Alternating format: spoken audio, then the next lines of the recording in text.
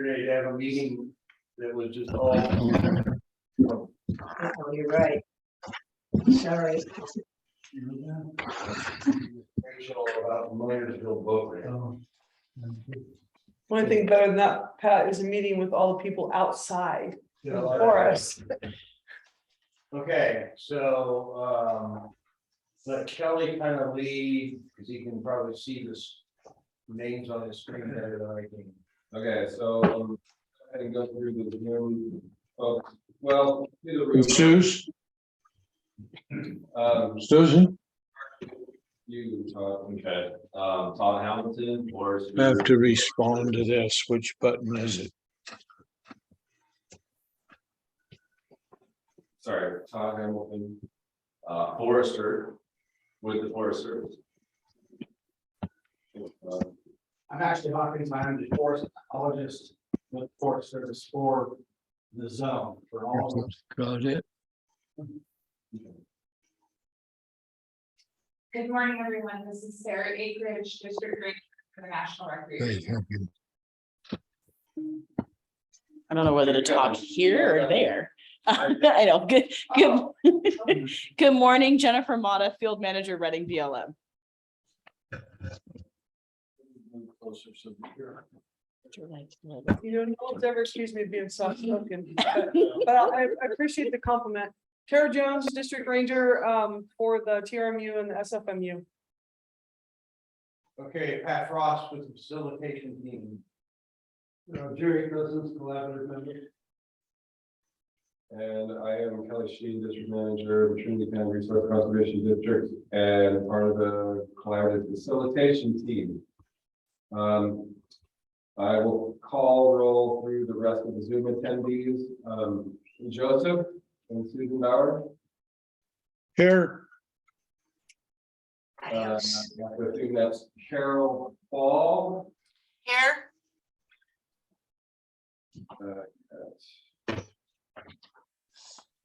Okay, Larry Glass. Yeah, I'm here, just so you know, Tara and anyway, some of you are very clear. Kelly, you sound like you're at the bottom of a well. Okay, I have a microphone. Is that better? Is that any better? A little clearer, but you know. still muffled. Okay, thank you. Bob Morris. Here. Chris Cole. Here. With Trinity County RCD. So John Heyman with the U.S. Forest Service. Here. Here. Everybody keeps bouncing around. Monique Ray with the U.S. Forest Service. Here. Arnold Whitridge. Here. Randy Paris at the Watershed Center.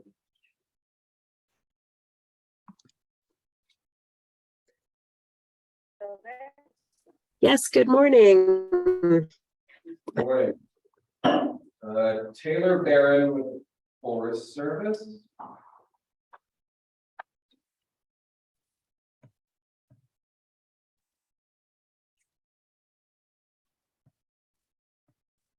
I see her here, but I'm not hearing. Their mic off. Yeah.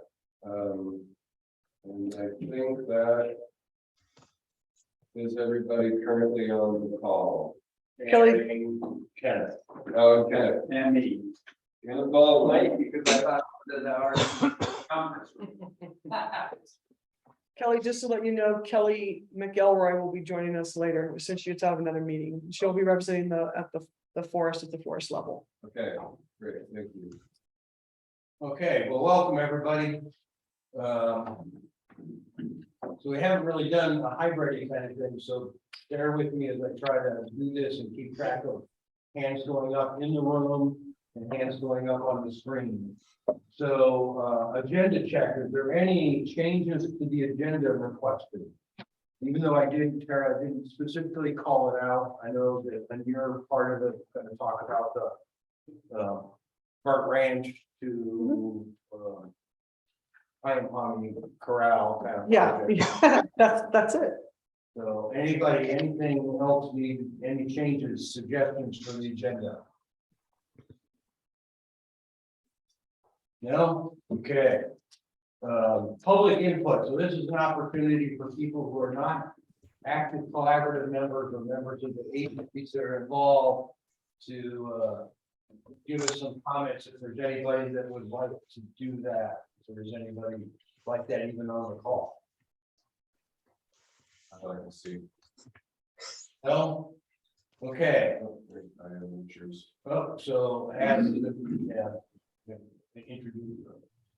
Make sure. So we have Diane Richards just joined us, right, Diane? San Forenza. Great. Okay, great. Welcome. Both of you. Sorry we're late. Apologies. That's okay. Trinity County, 10 minutes isn't really late. Yeah, we're from Hayfork. It could be 20 minutes or hour. Okay. Okay, good. So first thing up on the agenda is one that Sarah Acreage asked to have on the agenda. Back earlier in the summer, we had a field trip that went and looked at the camps project, which is a forestry field reduction, some harvest, some non-harvest areas. And Todd kind of led us through that in the field. And they wanted to give us an update, and the fact that we have the pathologist here would lend me to believe that we're going to talk about fungi and that sort of thing. Never a good sign. I have an entomology partner and we're known as bugs and crabs. So Sarah, kind of let you kind of take the lead and make sure the mic and people can get you on the mic. Yeah, is this a good place for, Yeah. I don't think people can see Todd, so maybe. Well, let's do it. Todd who makes this portion of Okay, the you have to conversation. stand in the middle or whatever. So Okay. the intent today, can you all on the line confirm if you can hear me, okay? I see a nod, so that's a good sign. So just kind of a quick pause, something that I forgot about from the early part of the agenda. Is there anybody representing somebody as a proxy? I believe I might be representing the Watershed Center since Nick won't be able to make it today. Yeah, well, that's not really a proxy, you're it. Okay, thank you. Okay, so no proxy, so, okay, sorry about that, Sarah, go ahead. Oh, got it. I'm still getting my head on straight with the hybrid setup here, so this works. So this is, as Pat alluded to, a direct follow-up of our field trip and some discussion of heterobasidian and potential mitigations for that we had out in the field that Todd Hamilton led. So we've got Ashley Hawkins, our zone forest ecologist, in, and then Mr. Hamilton is also in the room. He's a little bit off screen, but he may be coming on to add to this discussion. So with that, I will pass it to Ashley and Todd. And we've got about a 15-minute kind of presentation to share, and then you're thinking about 15 minutes for discussion and Q&A. Okay, go for it.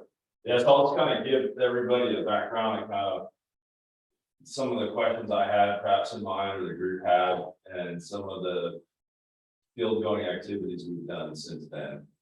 In the original proposal, we had mentioned treating the stumps of recently cut trees with some kind of California registered borate compound as a preventative measure for the specific root disease called heterobasidian anosum. So there's two different varieties, so the heterobasidian species. And it was brought to our attention that perhaps we don't have the habitat type or the soil type to necessitate any preventive measures because perhaps we don't even have that root disease in the area. So we went and looked at a database and found, one occurrence. We suspect that was possibly before the campgrounds were developed. So folks were looking around and spotted it in Ponderosa pine. But again, that was like 1960s, mid or late part of the 60s. So we went and looked, and we looked at 3 of the most used campgrounds. We looked at Hayward Flat, Alpine View, and Tannery Gulch. we found stuff in every single site, but specifically what we found, I'd like to leave up to Ashley Hawkins to describe in greater detail. And so I think what we found is worthy of discussion and to bring to your attention. And Ashley, if you're okay with stepping in after that, please elaborate. Yeah, so the heterogeneous root disease, as Todd mentioned, it has been found in the area outside of the campgrounds. And it's been found more than once, fairly close to one of the campgrounds. So it's in the area. It's also been found all around Trinity Lake in the general forest. So it's been reported. And some of the reports were as far back as 1960, but this is a fungus that sets up shop in the forest and doesn't go away. It doesn't die out as long as there are trees available, as long as there are suitable hosts, it will persist in the forest. This is a disease known as a disease of the site. Once you get it on that site, you can't get rid of it. So it's out there. Luckily, when we went and visited the campgrounds, we didn't find it in any of the campgrounds, which is great. Because this pathogen, this disease, has the potential to kill trees fairly rapidly, leaving standing dead trees that are hazard trees and increase fuels, etc. So this disease has the potential to negatively affect the campground in terms of generating dead trees. And in some campgrounds eventually have to be closed because of the number of dead trees and the lack of shade and the increased number of hazards and potential for life-threatening incidents to happen with tree falls. So we don't have this disease in any of the campgrounds as far as we can tell, and we would like to keep it that way. So the way to do that, the tried and true way to keep heterobacium out of an area is when you cut stumps, you treat the stump surfaces immediately with borax, a borate substance. That creates a physical barrier where the spores of the fungus land on the borax and can't colonize the stump itself. If we don't treat the stumps, the spores will land on the stump, eat into the root system, and spread from root to adjacent healthy trees and kill trees that way. So this pathogen initially is introduced via spores, and then once in a forest, moves via roots to adjacent trees. So by applying a borate substance, you're short-circuiting its life cycle, and you're preventing it from ever getting into a forest in the first place. And you can think of this is a physical barrier. So much like you treat the outside of your house so that you don't actually get decay in your house. You treat your deck so that you don't get decay and weathering of your deck, and you treat your fence, right? We treat, we're all familiar with doing this at our houses to protect our wooden structures that we live in and live around. This is very much the same thing. We're protecting the stumps so that the rest of the trees in the campgrounds are not infected and killed. And we lose the value of those trees, and potentially people get hurt. And this happens fairly frequently with hazard trees in campgrounds. And that is a major effort that the Forest Service constantly works against to keep these campgrounds safe, right? When you enter into a campground and you make the assumption that the Forest Service is keeping you safe, right? This is one of the efforts to keep people safe. So.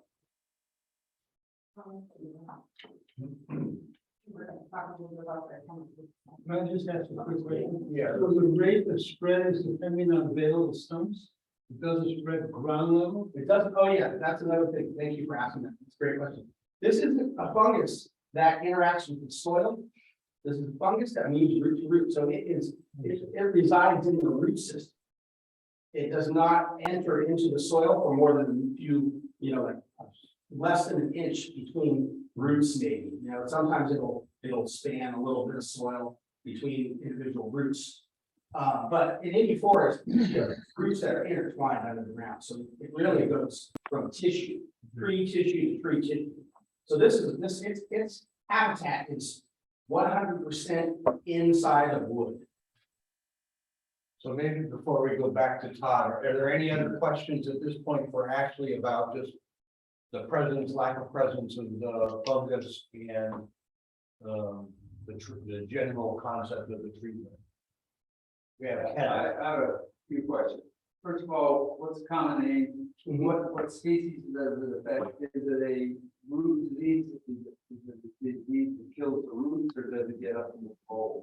So, okay, so its common name is, the historical common name is Gnosis. Because the species name used to be Heterocyanonosis. The species name changed. So many people still call it a Gnosis, and you can call it that, and that's, I think, the most familiar name. Currently, it's being called Heterocyanosis root disease. That is the genus name. Right? So we have, in this area, we have 2 different species that affect different trees. This one we have around Trinity Lake is the one that affects pine. So this is primarily, this won't move from pine to Douglas fir or vice versa. So it's pine to pine. And it is a root disease. It can get into the bulb, but really the way it kills trees is it girdles the root collar. So by the time it decays the roots, and when it gets up to the root collar, it's decaying the root collar and killing the tree. So that's how it is. But it does, it will then continue to grow up the tree and to continue to decay the tree. So not only does it kill the tree, but also post-mortem, it continues to degrade the structural integrity of the tree and increase the probability of that tree falling. And so when you treat the stumps, are you just treating newly cut stumps or any stumps? Newly cut stumps. So the fungus, the spores of the fungus, which are surprisingly common. If you go do spore trapping, if you go put a piece of material out there, take it back to the lab and look for the spores, you'll find them every time, especially since we have it in the existing surrounding forest. So the spores land immediately on the stump, and so you treat the stump within 24 hours, otherwise it's not ineffective. And only pine stumps? Every stump, because this fungus, even though it doesn't kill Douglas fir or other species, a stump is a stump to it. It only infects living pine. It can't affect living Douglas fir. It can enter into the root system via any stump. Okay. So, okay, anybody else, any other questions at this point? I've just got a Can you repeat the name of the fungus? This, so the name of the disease is Heterocyanosis root disease, or anosis. The name of the fungus is Heterobasidion occidentalis. We can send it. Or sorry, it's Heterobasidion regular because that's a different species. That is the first species. So, and I can provide that. The spelling. But Tara. Yeah, I just wanted to point out, having dealt with the gnosis a little bit on the logging side of things, it doesn't kill the tree like the tree turns brown and you can tell the tree is dead and compromised. The tree is green, but it's rotting out on the inside. So the structural integrity of the tree is shot, and it's really, you can't always tell from the outside when you're looking at it, which is the times I've run into it were in campgrounds on the Lassen. And that was, we ran into some gnosis there. But I think that's probably the most concerning part for me. It's not like the tree turns brown and oh, that tree's dead, it's a threat. It's actually losing its structural integrity from the inside, and you just can't see it. So it still looks like a green tree that wouldn't necessarily catch your eye. Yeah, great point. That's a great point. So there are a couple of chat questions. No, they were just nothing nameless. Okay. If you can provide us with some information. That'd be great. Yeah. Great. So, we're losing, as you've seen, we're losing a lot of Douglas fir and pines as well. Does this disease weaken the tree and make it more susceptible to the barking? Absolutely. It takes, like many fungi, and what Tara mentioned, it takes a while for the tree to actually die. And meanwhile, it's losing vigor and it's being stressed by the fungus. So it does. Oftentimes, the fungus can absolutely kill the tree itself. But as we all know, many weakened trees are susceptible to bark beetles. And so, yes, it does interact with bark beetles in that way. Okay, if nobody has anything else, back to Todd. Yeah, so when we were proposing, there's, Forest Service handbook as well as Forest Service manual direction to help mitigate this potential issue. What we are finding is that it's kind of to the discretion to some extent of a line officer. And it would be prudent, I think, and wise to perhaps evaluate what is the risk of not treating versus and what is the risk of treating. And so when you look at the MSDS, which is kind of the fact sheet that goes with any chemical that may be applied in the environment, it has certain signs, right? So danger would be a pretty bad sign, so highly toxic level. Whereas, the sign that we have for this one is caution because it has an eye irritant. Just like hand soap, for example, you don't want to put in your eye. So when you look at the health and evaluation sheets, and there's another 150-page document that is evaluating everything from aquatics to the human environment, you're really talking about next to nothing, right? We're talking about soap in the forest, the 12-butane borate stuff you put in your laundry. So is that risk being applied directly to a given surface of any recently cut stump? Is the risk of us putting it on there to what we think or what we know is to the human environment or the natural environment, is that risk greater putting that on to our stump than it is to not, and then potentially have trees that are standing green that could fall over in a heavy wind with campers underneath it? That's the hard part I have as just a forester, not necessarily a line officer. And so we're looking at ways of, is it really do everything as we proposed and stick with it? Is it do nothing as it could be proposed as well? Or is there somewhere in the middle that we can actually find? So we were originally proposing to treat stumps down to a 3-inch diameter. And that's, in our forest these days, you can have 1,000 trees per acre of that size. We really need to be applying that compound to every single one of those stumps. Probably not, right? And 10-inch is kind of that, 14-inch is that driver in the natural route. So a traditional timber cell, we're thinning forest for health benefits. That goes up because the risk of a tree falling in the general woods has a lower probability of causing human harm. Whereas in a developed recreation area or rec site, the probability of failure causing human harm is rather high. So I wanted to let you guys know we're listening to you. I'm constantly learning about all the biology that's in our forests. And so we went and took a look. We ended up finding the presence of it just in the general area. And in learning that it's not necessarily based on the soil texture, whether it's sandy soils or real fine soils like clay, it's really a tissue to tissue thing. And then it doesn't seem to matter what species you are, you can still translocate that. That was a highlight for me.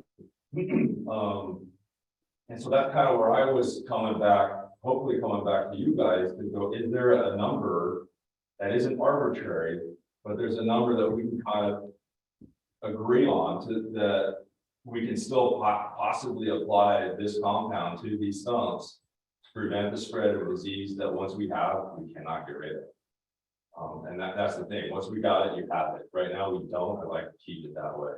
And the proposal we're looking to do is, best I can tell, all the science and literature that we're looking at, is fairly benign, right? If not completely.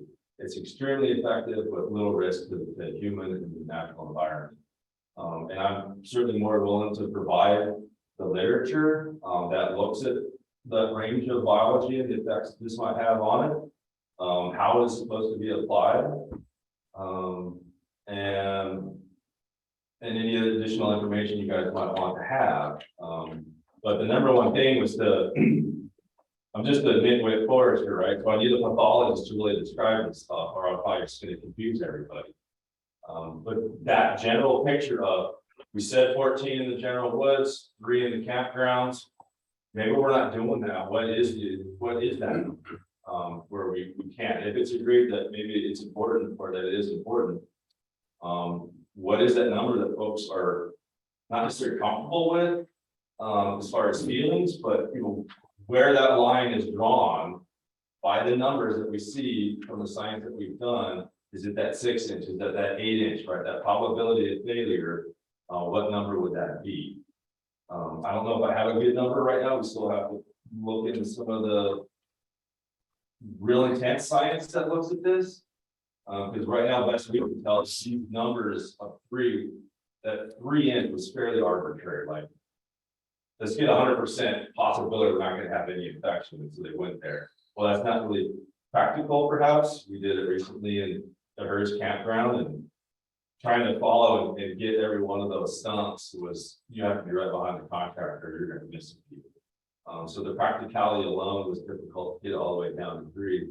But when it's dealing with the infection and preventing the spread, I'm looking at, possibly higher number as long as we can still apply it.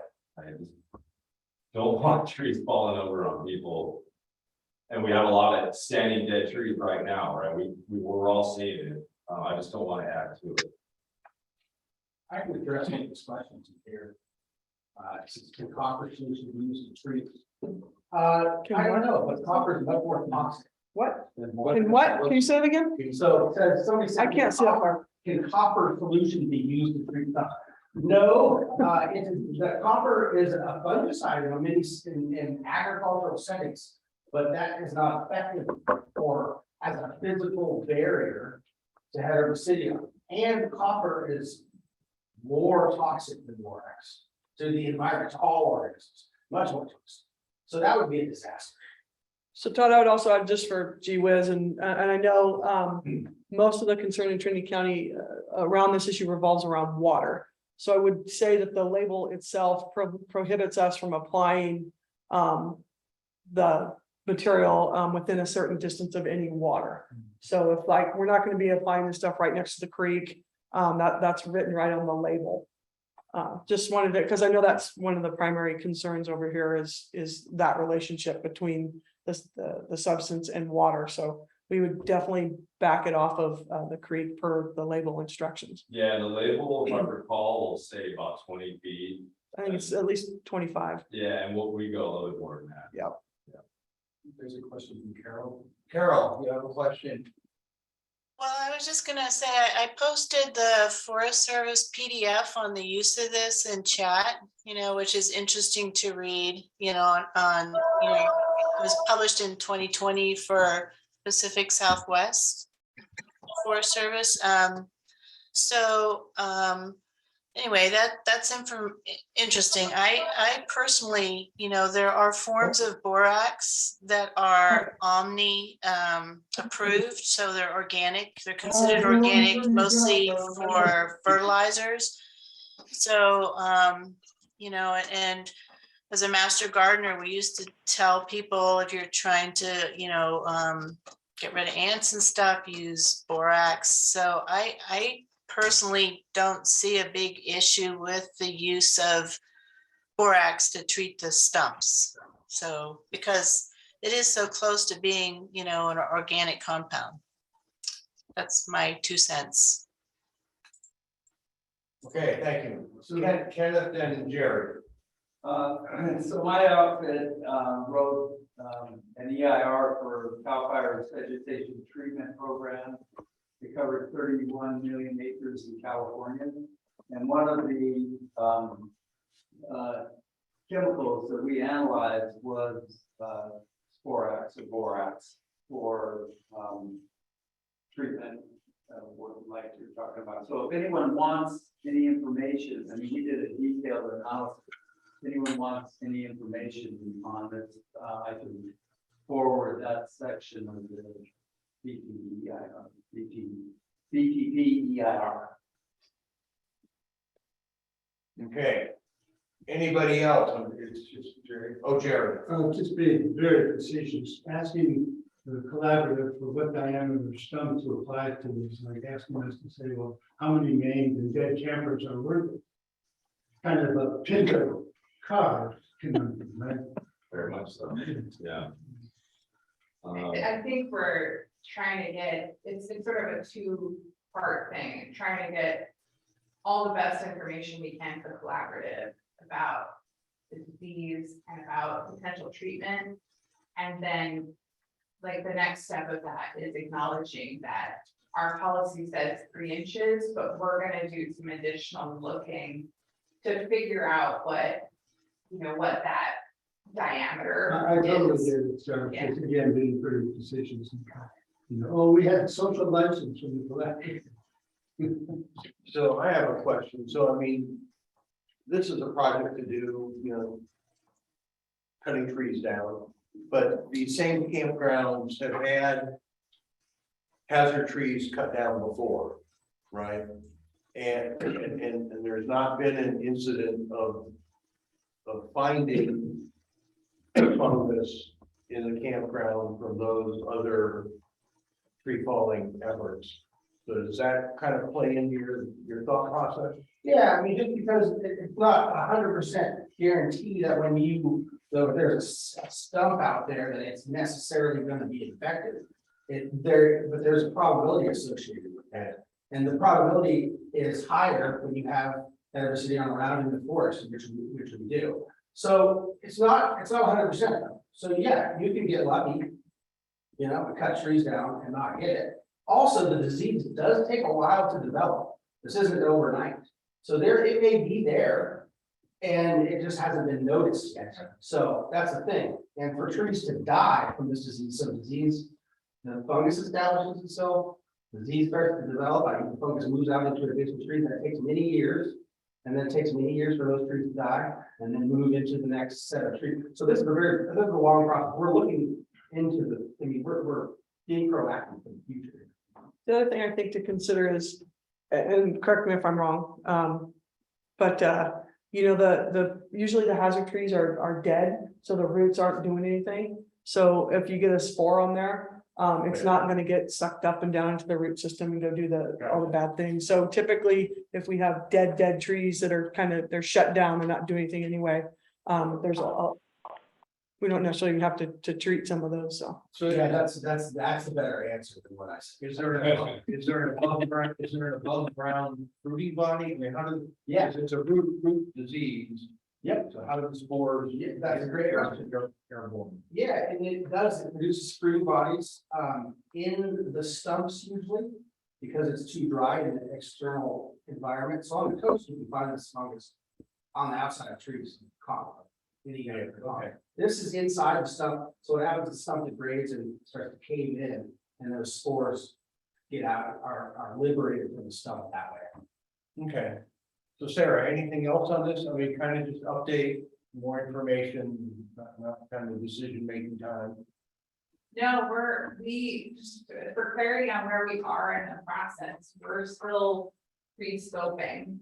So we wanted to get you guys information and try and answer questions before putting our proposed action forward for comment, just to operate with full transparency and give you guys the best available information we have. Okay, So great. And Kenneth, I would say maybe Todd actually would appreciate getting the analysis from the PTIR, you know, to throw into their thought process. Yeah. And I just want to make sure that folks understood, and I don't want to miss one, but we had a field meeting and even some of like these Zoom type meetings. And I want to make sure I'm capturing some of the not issues, but concerns. You know, one, we talked about the Bowerman boat launch area as kind of being a safety zone. We would have to treat that a little differently than we originally thought. We're still looking at doing that. Personal fuel opportunities for some of the smaller diameter stuff, making sure that's accessible for the locals. We're still planning on doing that. Making sure we don't pop the top off so heavy that the understory starts to regenerate in a way that's, you know, unmanageable, right? We're looking into that. But also the one heterobaciding that is didn't think we were really kind of on the same page, and I don't want to go and propose something that's going to be a surprise. And so at least having this discussion, even though we don't come up with a solid number per se, but if it shows up in the scoping document within the proposed action, and it's still present, I don't want it to be a surprise until we didn't have a discussion. I want to make sure that we're all kind of having that dialogue, and that it would seem reasonable to either have it or not have it based on the discussions we had. Okay, great. Thanks. That was great. One more question. Kenneth. So, would a prescribed burn to an area that has this disease, eliminated, like if it were burning stumps that had the spores in it? No, I mean, if you got a hot enough burn that all in the forest was new, so we're not talking about prescribed burn. Where the fire actually gets down to the root system and destroys the root system, then you can have a sanitation effect by the fire. But a prescribed burn isn't burning the roots, so you have to eliminate the roots or for this fungus to be eradicated for a second, which is impossible. It seems to me one of the things you gotta work through is the kind of operational practicality of what you want to do. I mean, you're saying you got stumps that have to be treated within 24 hours of being cut.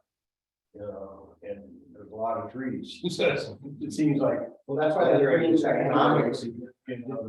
Work out. It's actually contractually it's 4 hours, and then unless there's a rain event, and then it's 24 hours. So Wow. when it's in a contract, a service contract, we get it treated like it's twice a day. The soaker goes out and takes care of it. Yeah, because the closer you get to the generation, that's something better, Yeah. more effective. Mhm. Gotcha. Okay, great. Thanks, Ashley, Todd, Sarah. Thanks for letting us have time. Yeah. Okay, very good. Okay, next up, updates from BLM. We're ahead of schedule by 5 We are. minutes. Killing it. Like that noted. I don't have anything as exciting to talk about as fungus and soap, however. Sorry. Sorry. So yeah, just a few things. So we're in kind of the midst of our resource management plan stuff. I know you guys have been hearing me talk about that for a while, but we have spent the last 3 weeks focused on draft alternatives development. So the next kind of milestone for us is to get an alternatives table out to our cooperating agencies, hopefully by the end of the month. And then have some review time, and then hopefully look to get started on the draft EIS, including those alternatives. So if you've been attempting to get a hold of any members of my staff and they haven't been responsive, it's because I've had them sequestered in Zoom calls for 3 weeks. So yeah, so we I think are pretty much still on schedule with the RMP, but as it has come to light that review at the headquarters level is taking longer, I expect that our proposed schedule will lengthen as we move through reviews. I think Laura met with the recreation subgroup and talked a little bit about the campground fees and work we're proposing for Steiner Flat. So we'll continue to work on that, but we're working on some upgrades in the Steiner Flat campground, or right now it's not a fee campground, but with the goal of making that eventually a fee campground. So continuing to work on that NEPA document. And then just busy with a few other things. I'm still working with TPUD and WAPA on the RAP project, kind of working through some issues with visual resource management right now, specifically, so, and some biology issues. So continuing to work on that. That includes the Forest Service as well. And then Digital 299. So the fiber optic line that runs along 299 from, well, it actually starts not on 299 and Cottonwood goes all the way to the coast. That project still exists and is kind of churning out there. It's a little farther along, so we're waiting on SHPO, kind of stuck in SHPO consultation currently on cultural issues. Not maybe issues is not the right word, cultural bureaucracy. So there are no cultural issues, it's just the bureaucracy of getting through the SHPO process. Maybe I should back that up. And then really just, I think some personnel changes. I'm not sure because I didn't come to the last meeting if Alden covered those, but in our fire program. So Rob Winkler, our Reading FMO has actually taken a new job. He'll be staying in Reading, but he'll be the assistant district FMO. So a loss for our field office, but again, I guess for the district, so he doesn't get to go too far. So we'll be looking to fill behind him with an FMO, and then Garrett Dunn, who was our fuels module leader for the last few years, is now over in the mid-ed position. So those of you who knew Jeremy Strait, Garrett now has that role. So you should see Garrett in like fire safe council meetings and kind of more in that role than in his fuels module leader. So a couple of vacancies in the fire program that we'll be crossing our fingers we can fill with qualified candidates. So I think that's it. The next round of bill funding requests, we just got some information on that this week. Looks like for us, it's going to be focused on restoration type projects. And we have a due date, I think the end of October, to get some requests in for bill funding. So Bill funding. infrastructure bill. Yep. So, but just busy as everybody is. Any questions or comments for Jennifer? I just have one question. Do you know when the planned burn is for the Indian Creek project? I do not. I mean, it'll depend on our rain. We hear it might be coming. Yes, so I don't know. Rob's actually on fire assignment due back Sunday. So I'm assuming he's getting to do both jobs. That never happens. No. We've flown a detail behind him, but I don't know that they've made a selection. I actually don't even know they had any applicants. So he's still kind of walking both lines. So, Great. but we'll let you know as soon as we have a plan. See, Chris Cole has his hand up.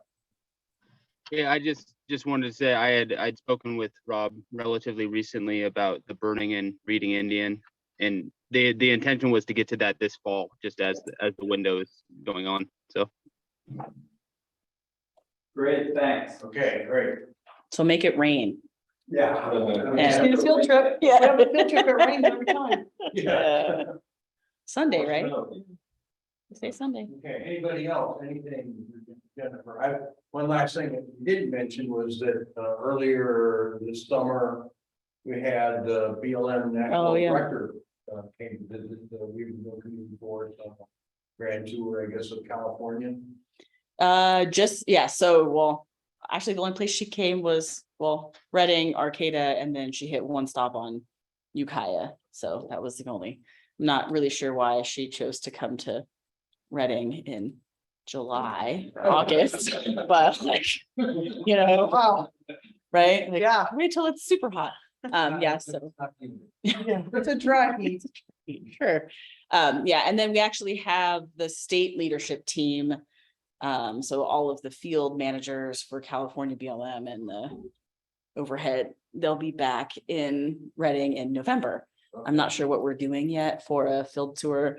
It's possible the discussion was to go actually out to Lewiston, and we have like a little staff ride on the Loudon Fire, since we're being asked to step up prescribed burning. And so we kind of thought that maybe collectively as a field manager group, it might be good to have a discussion about lessons learned, as we have some newer field managers in the state who haven't maybe done a lot of prescribed fire. So Okay. Karen will be back for that. Great. Okay, great, thank you. Okay, on the Forest Service and field trip recap and discussions. Start with Tara and the Shasta Trinity side, and then we'll go to Six Rivers. Okay. All right, so we'll start with pilot. That's what you have on your agenda is, so I was thrilled. We had a pre-marking trip out to the pilot project to look and make sure we all had some agreement on what the prescription would look like and what the mark should look like. And we had members of the collaborative fuel break group. We had we had some administration. I was there. That's what I am now, I guess, as administrator, though I got to paint some trees, so I enjoyed that. I could have done that all day. Congratulations. Yeah, thank you. It's a good day. And then we also had our foresters, our marking crew, and then we had our partners were out there in the with the watershed center. And we all kind of took the time to talk about the prescription, look at different ways to apply it. And then that was a great day. Then we split up and we got to work marking it. And then had the folks come back out and take a look at what we had marked. And see what they thought about it. So I'd like to kick it over actually to some of the people that were on the pre-trip, being Larry and I think Bob's on there, and then some of the people that were on the, and Jerry, people that were on the follow-up trip. So overall, I think it's every time we go to the woods, it is so much better than looking at something in the office or on the computer, because it's so much easier to reach agreement, to talk about the trees that could go either way. So it was an excellent field trip, but I'd like to kick it over to the collaborative and get their feedback on what they thought and if it worked for them and if that's something to do moving forward. Okay, anybody want to start off? I will. The pre-marking trip was very helpful. Thank you, Tara. Getting to engage with the people actually doing the job, answering their questions, and them also being so interested in learning what we were talking about and what our goal and objective was. I'm sure made the job easier for them once they got the gist of what we were talking about. And they got that through asking us, 30, 40 questions on site, looking at this tree, looking at that tree, and it was very helpful. And in my opinion, yes, Tara, that is the template for how to move forward with projects. Let's get out there early, get whatever crew is going to be working on the job, all on the same page with all of us. And I think you're going to have a successful project then. I wasn't there for the second day. I'd kick it over to Bob to describe what happened then. Go ahead, Bob. So everything Larry said about the first trip, I concur with completely. The second trip, it was heartening to see that the marking crew had asked a ton of pertinent questions, and then you could tell that they got it. It was, you can always find a tree that you would have done differently or two, but for the most part, they definitely seem to be with the program. And once again, as Larry said, it's going to help make for a much more successful project than had we not been in the field. So thank you for that. Okay. So I wasn't on that field trip, but I did work on that whole project, and a number of the units that I looked at had residual old growth. They had been harvested, selectively harvested in the past, and they had a component of residual old growth. And we had talked one time about trying to get some volume off of these commercial volume to offset some of the costs. And there had been a discussion about whether those residual old growth trees, which were generally pretty scattered, would be available for harvesting. So did that come up at all in this field trip? And what was the resolution of that?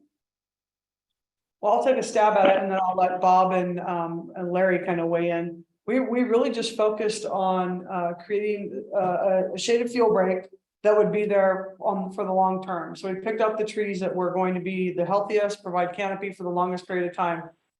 Sometimes that was the one of the larger trees, the dominant tree would stay. Most of the time the dominant tree would stay, but if the dominant tree, some of the pine out there was really, it stopped growing, it was getting short needled, you could tell it had some health issues, and it wasn't going to be on the landscape very long. So the group and the marketing crew and the contractor, we all looked at those together and looked at some of those. And on this last trip, Tom Walls was there, and we agreed that those trees weren't long for this world, especially with the drought, and they were already showing some indicators. So some of those came out. We just really focused on that long-term shaded fuel break. And then just took out the trees that weren't going to be contributing to that.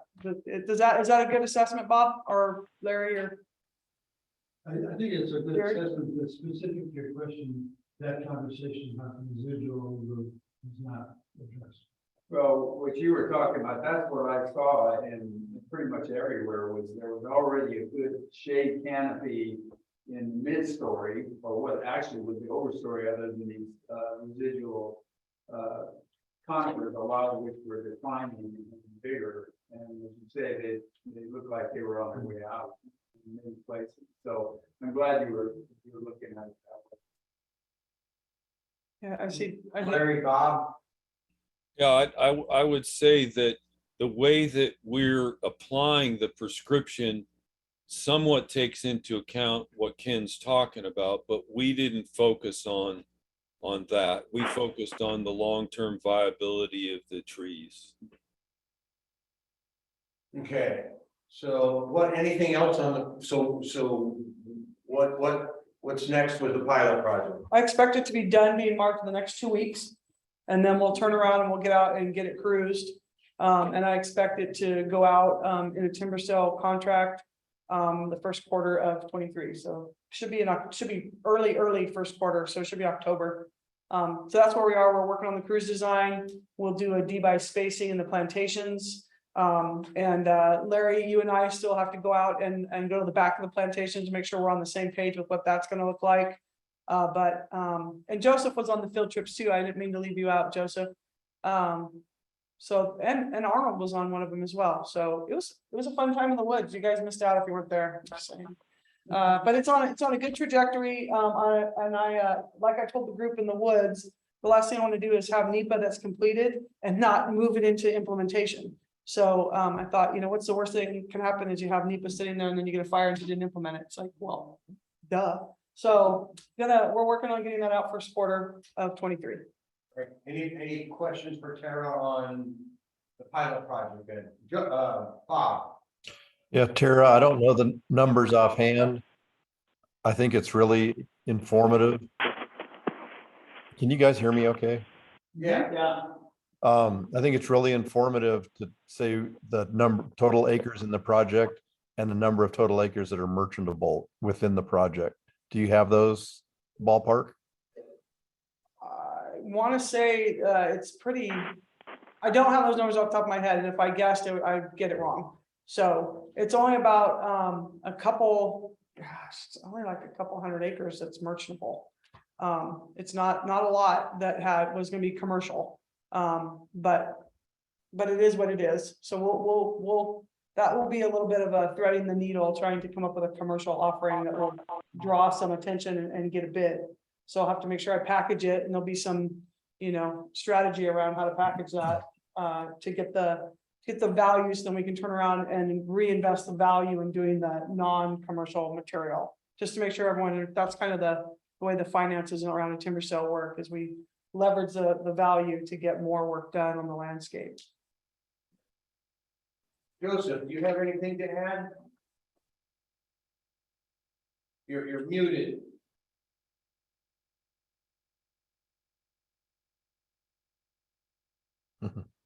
You could press the space bar and talk. Arnold's got all the tricks down. I didn't even know that. I didn't know that. In Joseph's world, he needs Susan to come in and Kelly's got him. Kelly's got him. No. Oh, we'll get back to you. Well, as soon as it gets back, Joseph, we'll take comments from you. So if you hold the space bar down, it turns the mic on while it's being held down. Space bar is that long thing at the bottom of the computer, the keyboard closest to you. I'm with Joseph. What technology? So while Joseph's doing that, I have a question.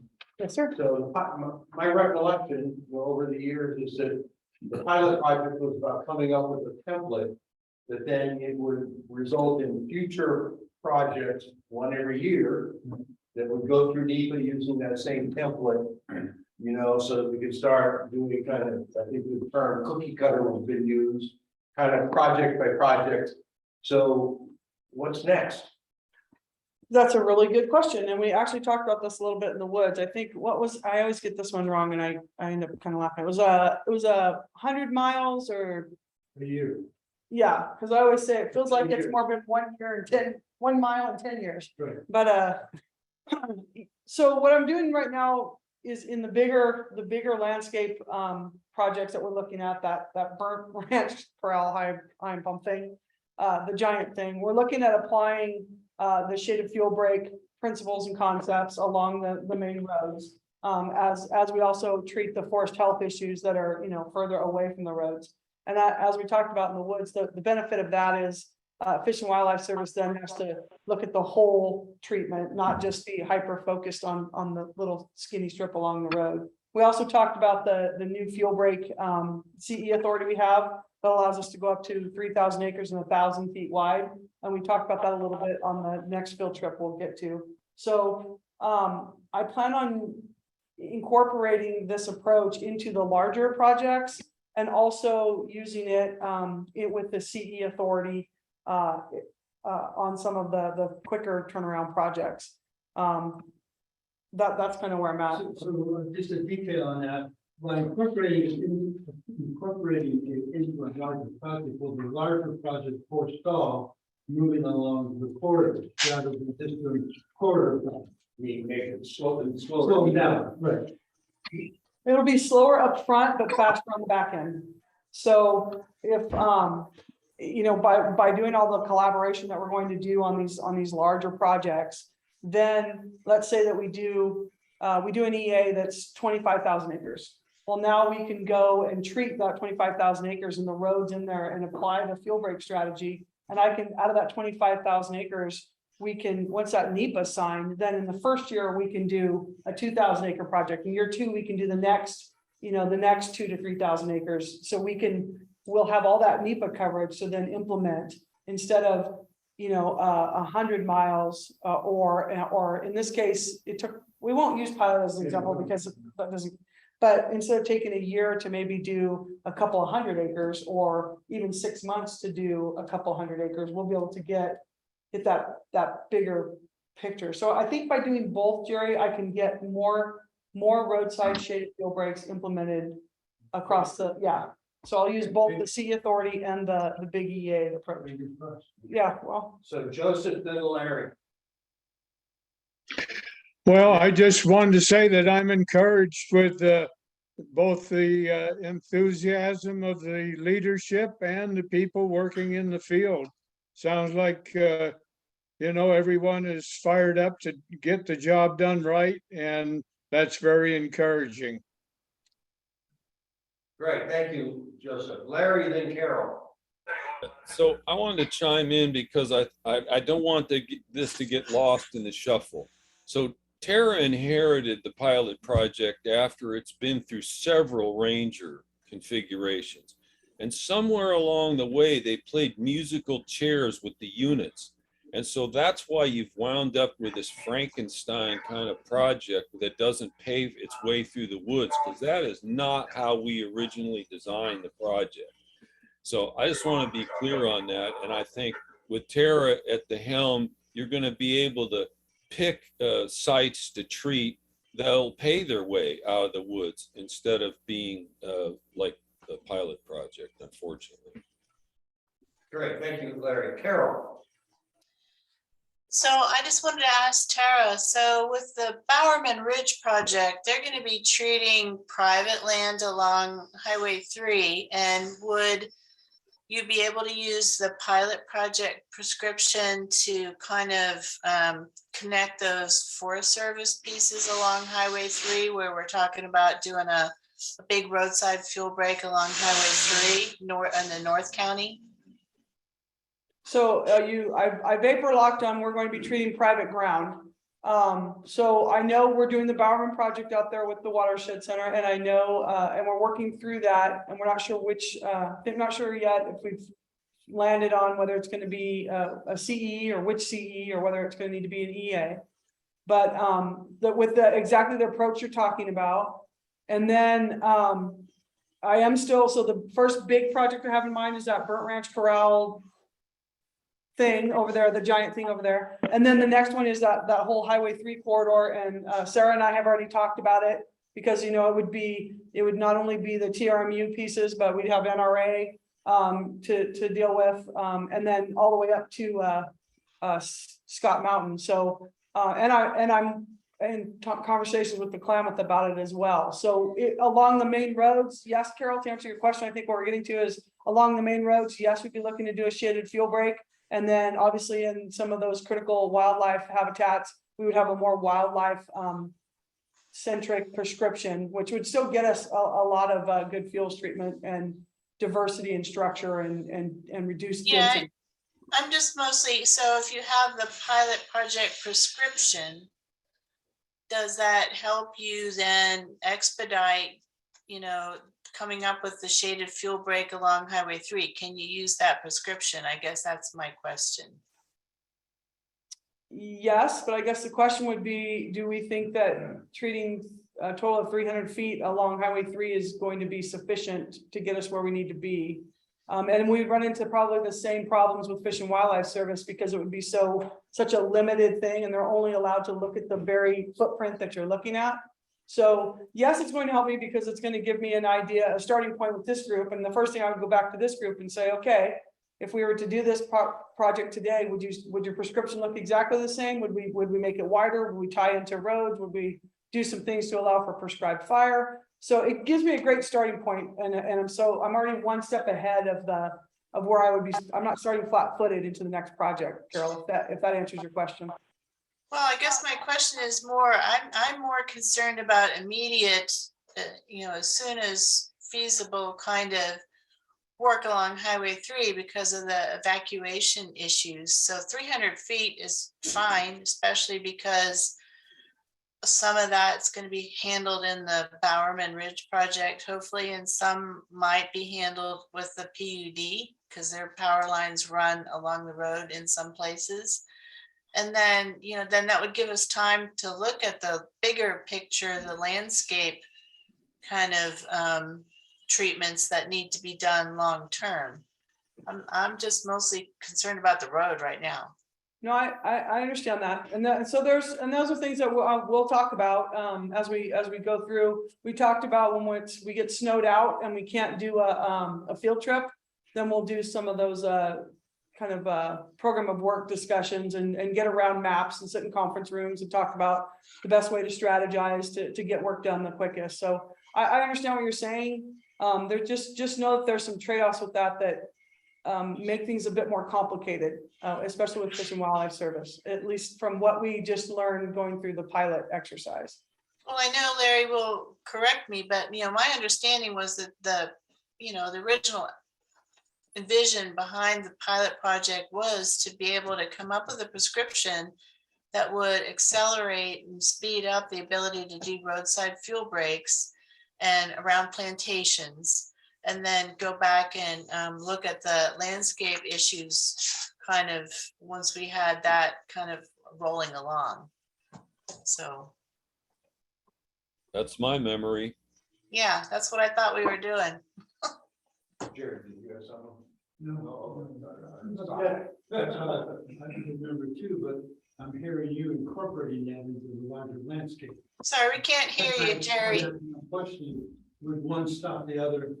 Yeah, so the question that Larry did ask me, Carol, is if I do a larger landscape project, what's that going to do to these roadside fuel breaks?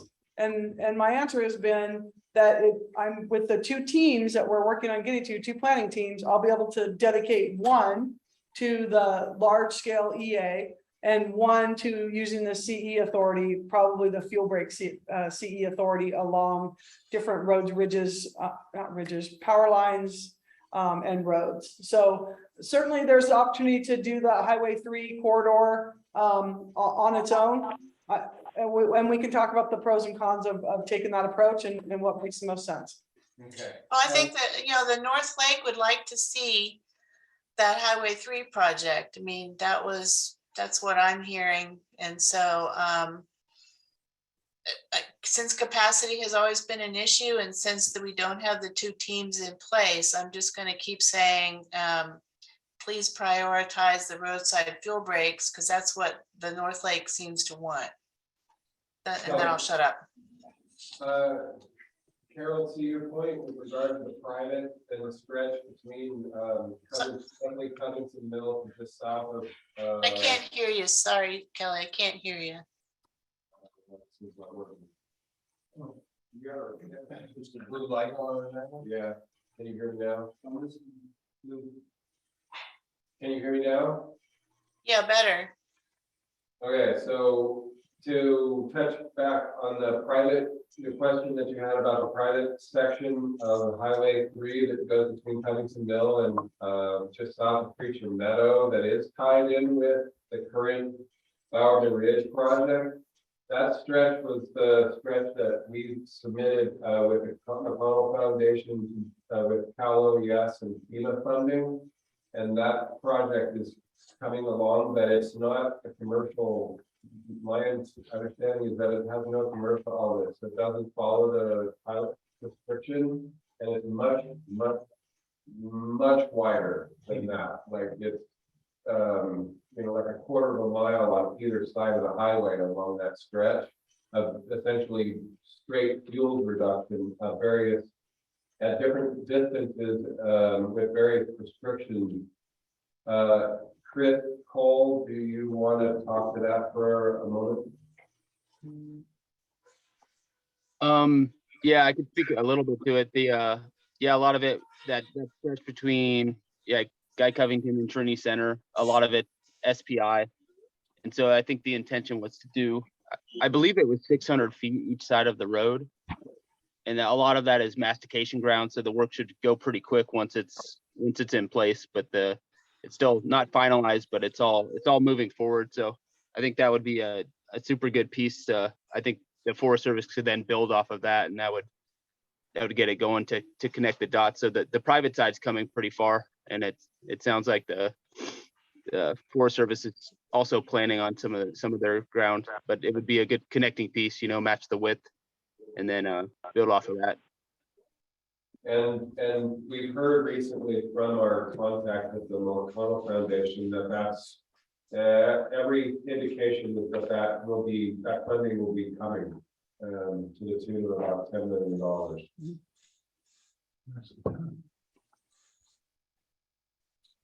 Larry?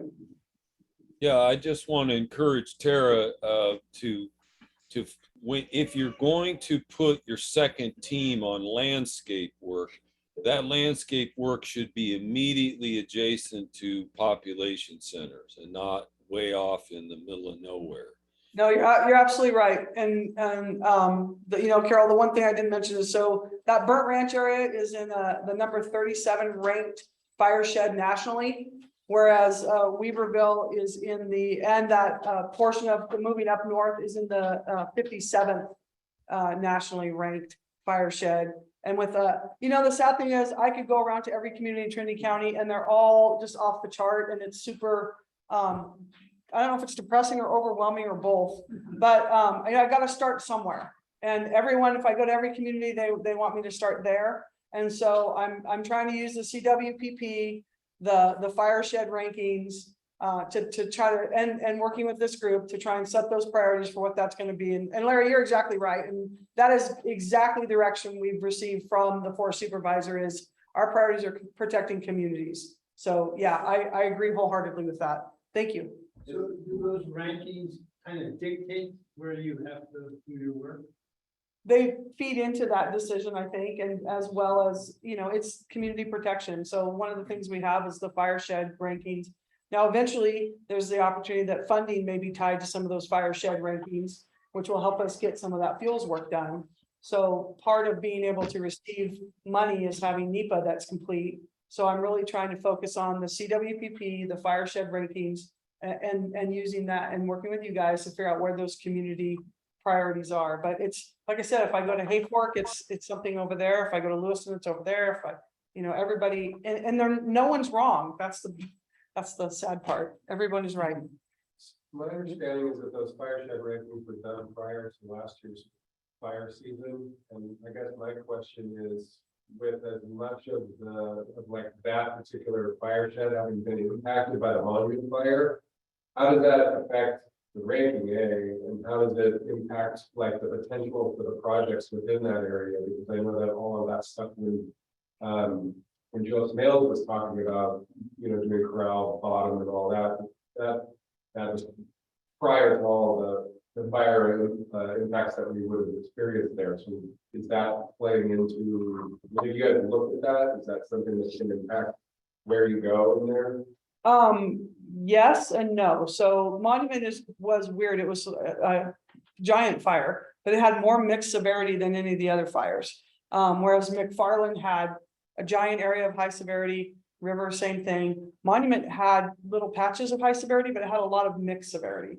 So in the short term, we might be good for the next, I don't know, Todd, 3 to 5 years. Maybe we've had like basically I'll give you 7. But if we'll be right back in the same boat. So it's not, I would say the ranking isn't the deciding factor by any means.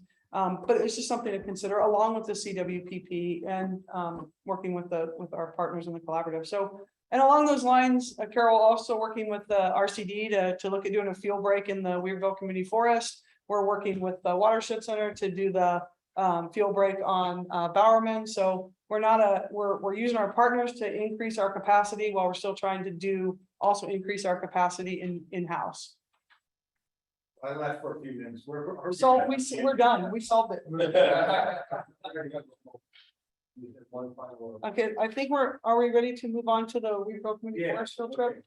Yeah.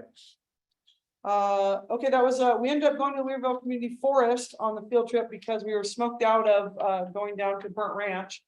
So we went up to the Weirville Community Forest, looked at some of the harvesting that has been done on browns through the various phases and through the years. Had just a great day, great field trip. We looked at the firewood decks, which, by the way, for those of you that live in the community, those firewood decks, all the signs should have been pulled by now. They're open for firewood cutting. It's a lot of like 3 to 8 inch material that's decked and available for woodcutters with a permit. And we got that on the Facebook page those were available to cut on. So if Kelly, if Amelia wants to put that out on your site, that'd be great. So that was a good win. It looks good. I had a good day out there learning from the collaborative what they were looking at and listening to what they were thinking. That's what it. Yeah, I mostly wanted it's just finally that part is done. I have a little bit of homework to do, working with Kelly and Bob and also Kelly McElroy to look at the cable units that we had originally proposed and see what kind of shape those are in. See if we can maintain some of the canopy issues while still putting the corridors that would be needed for that. Am I forgetting anything for anyone that was on the Weirville Community Forest? Talk a little bit about the idea of using that CE for the shady fuel break on Muscle Ridge. Yep. So towards the end of the field trip, we looked at using the new CE category to go up to 1,000 foot wide on a fuel break and putting a fuel break in along Musser Ridge. I know some of that brush and things will be covered under the Weirville Community Forest Phase 2 NEPA, so that'll be good. But using that CE and working with the RCD, working with our collaborative fuel break group and the steering committee to really take full advantage of that CE authority and have a field break along Musser Ridge, and then probably have some more acres that we could do some additional work. So turn it over to people that were on the trip. If anybody has anything they want to add. Bob and Joseph were there. Kelly. Joseph, go ahead. Well, I really think, given the emphasis on WUIs, that the leading from Musser Ridge down toward the town, that's a prime place to prioritize for treatment. And there's enough there to get some value out of some of that, because up the road it's brush fields that are going to need money to treat. But That seems like under the new CE category, why it should be a priority to get that done. It's right on the edge of town. It really seems like a no-brainer that we need to move on that one. Okay, thank you, Joseph. Bob, you have anything? I'm having a lot of trouble with audio and stuff today, sorry. It was a great field trip. It was good for folks to see the Browns Phase 3 finished up, what that looks like, and visiting Browns Phase 1 that we hadn't even seen in a decade was quite enlightening. And I think Tara's on the right track with all this stuff. And yes, Musser Ridge is a great WUI project. Okay.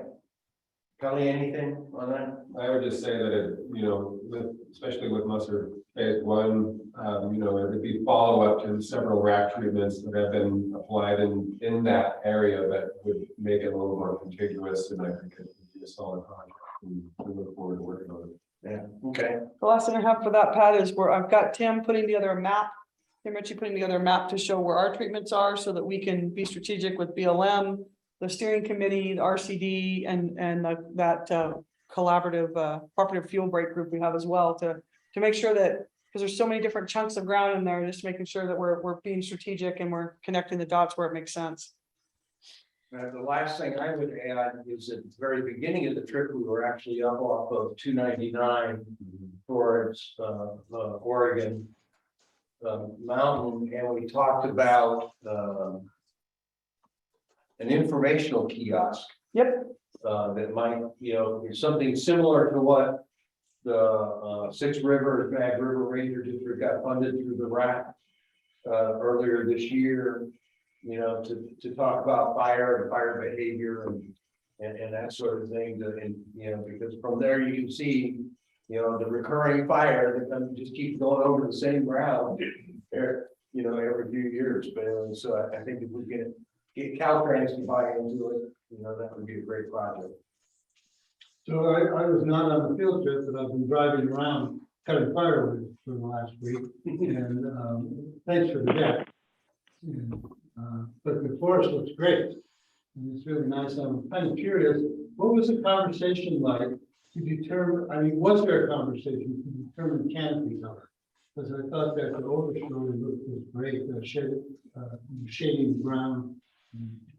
So yes, we had a really good conversation with that, and I'll defer and let Bob take the lead about the canopy closure on that field trip.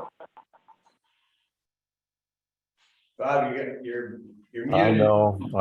I'm going between the phone and Zoom. So it was a tremendous aha moment for me. The canopy covers all a huge issue in the community forest. And we came to pretty much consensus years ago at a 70% number. Seeing that the first unit that the Forest Service cut that we ended up scientifically measuring at 52 or 54%, I expected to go back and see a terrible brush field there, and that wasn't the case, partially because of aspect, but partially because it's been burned, treated afterwards. But anyway, it's going to affect at least my recommendations for prescription going forward. And in the BLM proposed Oregon sale, we came up with consensus for scoping on that, where aspect affects canopy closure. In other words, northeast, northwest, north can be opened up a little more, therefore 60%. South, southeast, southwest, more sunlight, more brush response, keep it at 70%. And we seem to have real solid consensus on that. So that's actually a pretty huge movement from where we've been in the past. It might not sound like much, but it's a big difference. Did that answer your question, Tara? Yeah, it was Jerry had asked about if we had that conversation. That's right. Yeah, I thought it was great. Interesting to see how the forest floor develops with that much coverage. Yeah, and you know, Carol, you got your hand up. Yeah, I just had a quick question for Tara. We saw the Facebook post about the decks available for firewood and that people could get their firewood permit. So the question is, if somebody gets their firewood permit, is that for personal use only, or can they sell that? That's it's a personal use fieldwood permit. Okay. Yeah, because people are thinking they can go get it and sell it. And I'm thinking, I don't think that's right. So, okay, perfect. Thank you. There's a lot of Facebook traffic after you guys did your posting. Yeah, Well, there's a bunch. Sick law enforcement on that, to answer that question. I mean, there's a All I bunch can of tell you stuff is it's a like, personal use fieldwood permit.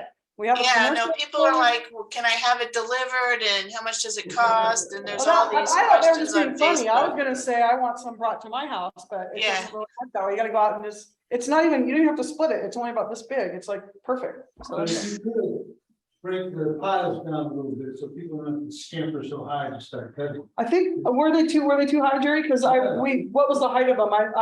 We kept them less than 10 feet so if we think that people are gonna be cutting, we try to keep them less than 10 They feet. still seem a little iffy trying to scamper up. Okay, that's good to know. But I'm pretty old, so. Well, I'm clumsy, so it doesn't. I'm both. Okay.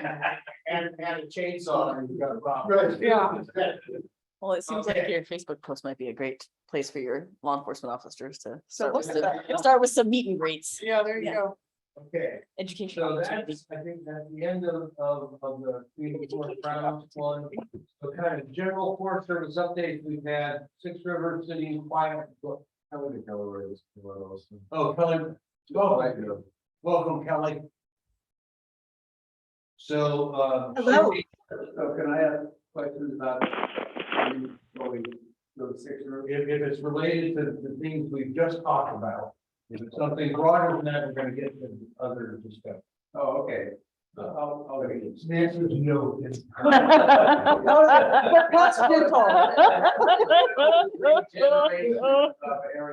get to that. Good question. Under Forest Service update, okay, but we've been letting Shasta Trinity dominate the discussion, so we've got John, I think, representing Mad River, so just general update with John for Mad River and Six Rivers. Morning, everyone. I got back just in time. Let's see. So update. A couple things going on. We recently, you probably saw an email went out a while ago, maybe saw the publication. The Mad River August Complex Restoration Project is in the objection period at this point. We have put out for advertisement the Acre Woods timber sale. That's going to, we're projecting that it's going to sell by the end of the fiscal year. That project should produce about 6,700 or 6,100 million board feet. We've been working with TCRCD recently to do a lot of brushing along numerous roads throughout the district. That is going to continue. They've also assisted with some road repairs. We have multiple fuel reduction projects that are ongoing with the assistance of the Watershed Center and TCRCD. So the D70 shaded fuel break and expansion project, we have about 70 acres done on that. The Van Duzen vegetation management project, we're at about 50 acres of fuels reduction. Mad Ridge fuel break, we are at about 100 acres of fuel reduction. We've been running the air curtain burner pretty much consistently, where we've burned about 2,000 tons of biomass at this point and continuing. That's going to get moved next week over to another portion of the Three Forks timber sale area, but that's going to continue to burn as long as we can. I may have missed one or two things. I'm unaware, but moving forward for planning, we're starting to get into rat tail, which is a project that initially started back in 2020, but that got interrupted along with so many other things. So we're looking to resume that project. It should produce another timber sale looking in fiscal year 23. And then additionally, in conjunction with Tara Jones and the west side of Shasta T, we're going to be starting that South Fork Mountain Joint Fuel Break. So it's been a little bit slow out the gate. We Watershed Center did some drone flights to collect some data on a portion of it. We're going to have a meeting with them next week, Friday, to kind of have them walk us through that data and start to really get a grasp of what the project area is going to be. It's expanded from the original concept after the August complex fire. Originally, it was going to be south of the 36 down to approximately Cedar Gap. Now it's extending north from the 36 close to somewhere south of the 299. So we're still trying to get our heads wrapped around exactly how large that project's going to be. But that's going to start to pick up steam here in the next couple of weeks as well. That's all I've got at the moment. Any questions on any of that? Any questions for LeJohn? Yep. Go ahead, Bob. Two questions on Acre Wood. Is it a green timber sale or a black timber sale? Number one. There's a little echo going. I don't know if that's just me, but I think you said, is that a green timber sale? Yes, that's a green timber sale.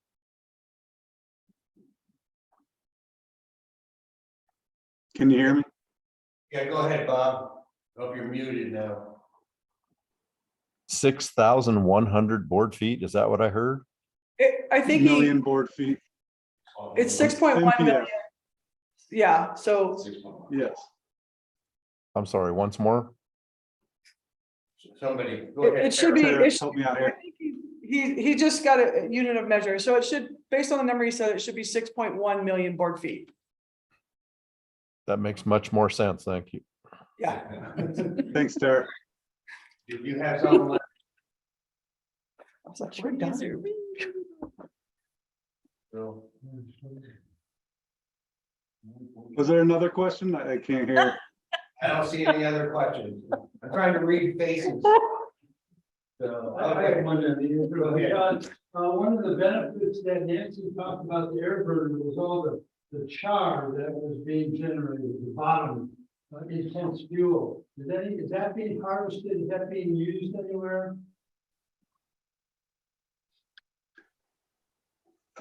Could somebody help me with that question? There's char from the air curtain burner? Yeah, the ash. The ash was real concentrated. When we went and did a field trip quite a while ago, Nancy talked about that it was very beneficial for soil and gardening and horticulture. And I was wondering if that's being utilized. I'm unaware if it is being utilized. I can ask Nancy and get back to you on that, but they haven't informed me how they're using any of that byproduct. Okay. For fertilizer, Okay, anything else for LeJohn? organic. So one project you didn't mention that I'll just mention in case anybody's interested is, I believe that Jim Dees, your recreation guy, has a trash pickup cleanup kind of project on Ruth Lake coming up on September 24th. Correct, thanks. Yeah, so for National Public Lands Day, Jim Dees, who's a new hire here for our rec department. It's the first person we've had in that position in quite a long time. He has led the way to put together a Ruth Lake get the trash out the splash project. So our forest supervisor, our acting forest supervisor, Carrie Otto, is coming over to visit us for the day. We're getting some pretty good publicity out there. I think there's going to be a couple radio talk shows where Jim's going to feature on there coming up in the next week. We don't know what the attendance will look like, but we're excited to start to put together an annual event related to that National Public Lands Day. So if you know of anybody that's in the area that's interested, the 24th, we're going to have some food available. We'll just spend a couple hours going out into multiple areas around the lake and doing some cleanup, coming back, and really just having a time getting to know one another from the community.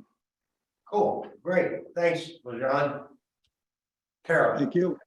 John, did you have, what's the status on the, your lightning complex? Is that a done deal? Is that wrapped up, or? I know it's not in your district, so I don't know if you're gonna know that. I've been seeing emails, the daily emails. It's close to 100% containment from my understanding, and there hasn't, it's been holding steady at something around the 40,000 acres. I can give me a minute, I'll pull up the latest email and give you the best update in the chat box. Thanks, LeJon. Sorry to spring that on you. No worries. Thanks. Okay, while he's looking that up, we'll move to the Shasta Trinity, and we have Kelly representing the Forest Supervisor's Office, Sarah with Recreation NRA, and Tara with the West Side. So you guys can do rock, paper, scissors, whatever. It's funny because we have a steering contest and every meeting we're in together about who's going to go first. So I think we'll agree Kelly should go first. Yeah. Yeah, you know. Okay, Kelly. Vetoed. I think Tara and Sarah could go first, and I'll fill in any gaps that I hear. How's that? Fair enough. That's somebody from the SL. That's right. Okay, I'm gonna go. Well, we had on Saturday, we had our cleanup event going out Weaver Valley Road for Lands Day. We've kind of separated three, I think, one for the West Side. So 3 Saturdays for National Lands Day, and picked up trash up Weaver Valley Road as well as Musher Hill Road. And I know we filled up 3 pickups and a trailer. Rachel came over and picked up trash. It was a first for me. I've never seen a forest supervisor do that before, so that was fun. It was a good day. Got to meet a few people in the community, and it was just a good day. Nice to see people put some time and sweat into just cleaning up the forest. And it's nice. It's too bad we have to do that on a Saturday because it's, definitely needed to be done. So we're working on that. We're still working on some planning efforts around McFarland, and some fine tuning some things with Fish and Wildlife Service. That's been taking longer than we had anticipated. Also working on the Weaverville Community Forest Phase 2. I'm still hoping to get that out by the end of the fiscal year. It might be just after because McFarland has been taking a little bit longer, but we'll definitely have that signed prior to going into any kind of fall burning window. So that'll be a big deal for us. And then starting to look at what we want to take on for monument. One of my foresters, Logan, has a meeting with Nick Boulette to go look at the Big Springs area and the Barker Mountain area. We did have some high intensity off of Monument up in that neck of the woods, so they're going to look at that together, figure out what we want to do there. Been working with Kelly on the preliminary plans for a field break in Weaverville Community Forest, as well as looking to broaden our agreement to include planning. Also looking at probably some of the big news is we're looking at entering into a good neighbor agreement with Trinity County. And so I'm drafting that in my spare time. But that's going to be a really big tool for us. There's so many county roads that go in and out of national forest, and having a good neighbor agreement will give us a lot more tools in our toolbox. So we're looking into that. We're actually should start logging on River Complex late this week or early next week. So that'll be good. And we're putting together a contract for the non-commercial material to address the non-commercial material as well. That will have to go through our contracting. We are working with grants and agreements. I finally just reached out to the staff this week and to get an idea of the number of agreements that we're trying to manage, and it's a lot. It's been slow coming through grants and agreements. It seems like if we rattle the right door at the right time, they seem to move. So I appreciate our partners that have been reaching out and letting us know when they're reaching some of those critical deadlines. That's kind of the agreements have been taking a lot of our time. Hiring, been successful in hiring a GS9 silviculture person. We got another forester on board. We've landed a GS9 in recreation. See, I'm in the process of hiring two. We're going to hire 3 for the forest, 3 GS11 archaeologists, which will really help across the board, help the Shasta Trinity get some things done. So that's going to be a big benefit.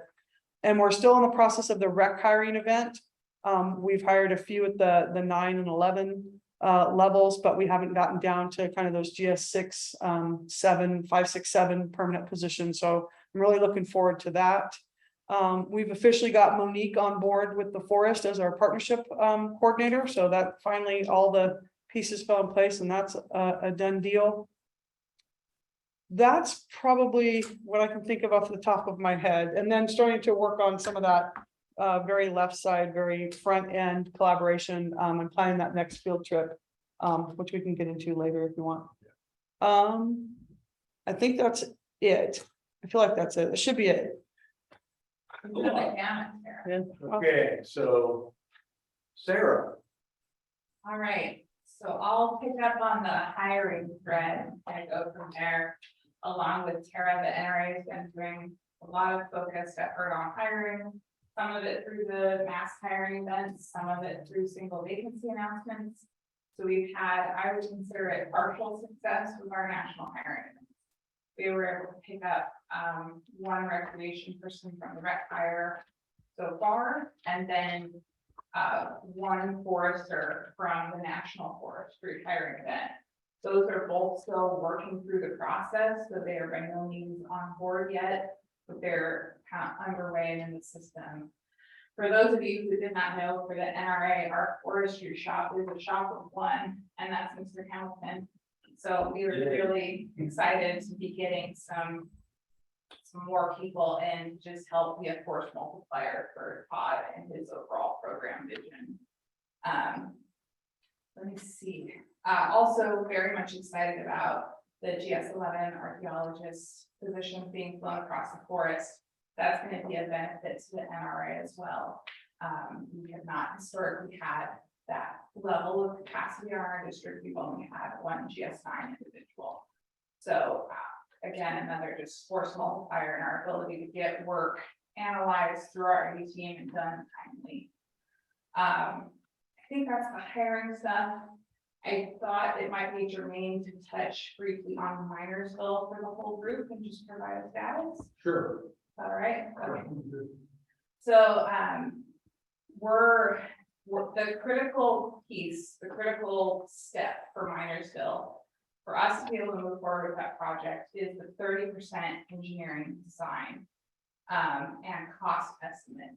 So that's what all of our efforts have been focused on, pushing on, because until we know what we're going to do with a reasonable degree of certainty, where that reasonable is a 30% engineering design, we can't start permitting, we can't do NEPA, and that's what we need to get us closer to construction. We also then will be able to find out, how for that cost estimate piece, how close are we on the grant that we already have to being able to construct this boat ramp and the improvements out of Minersville, or do we need to go for supplemental? Okay, so that's what we need. The Forest Service put out our request for proposals this May, this late spring. We received 1 bid. Oh, are we on Zoom? Oh, no, we're not. Okay.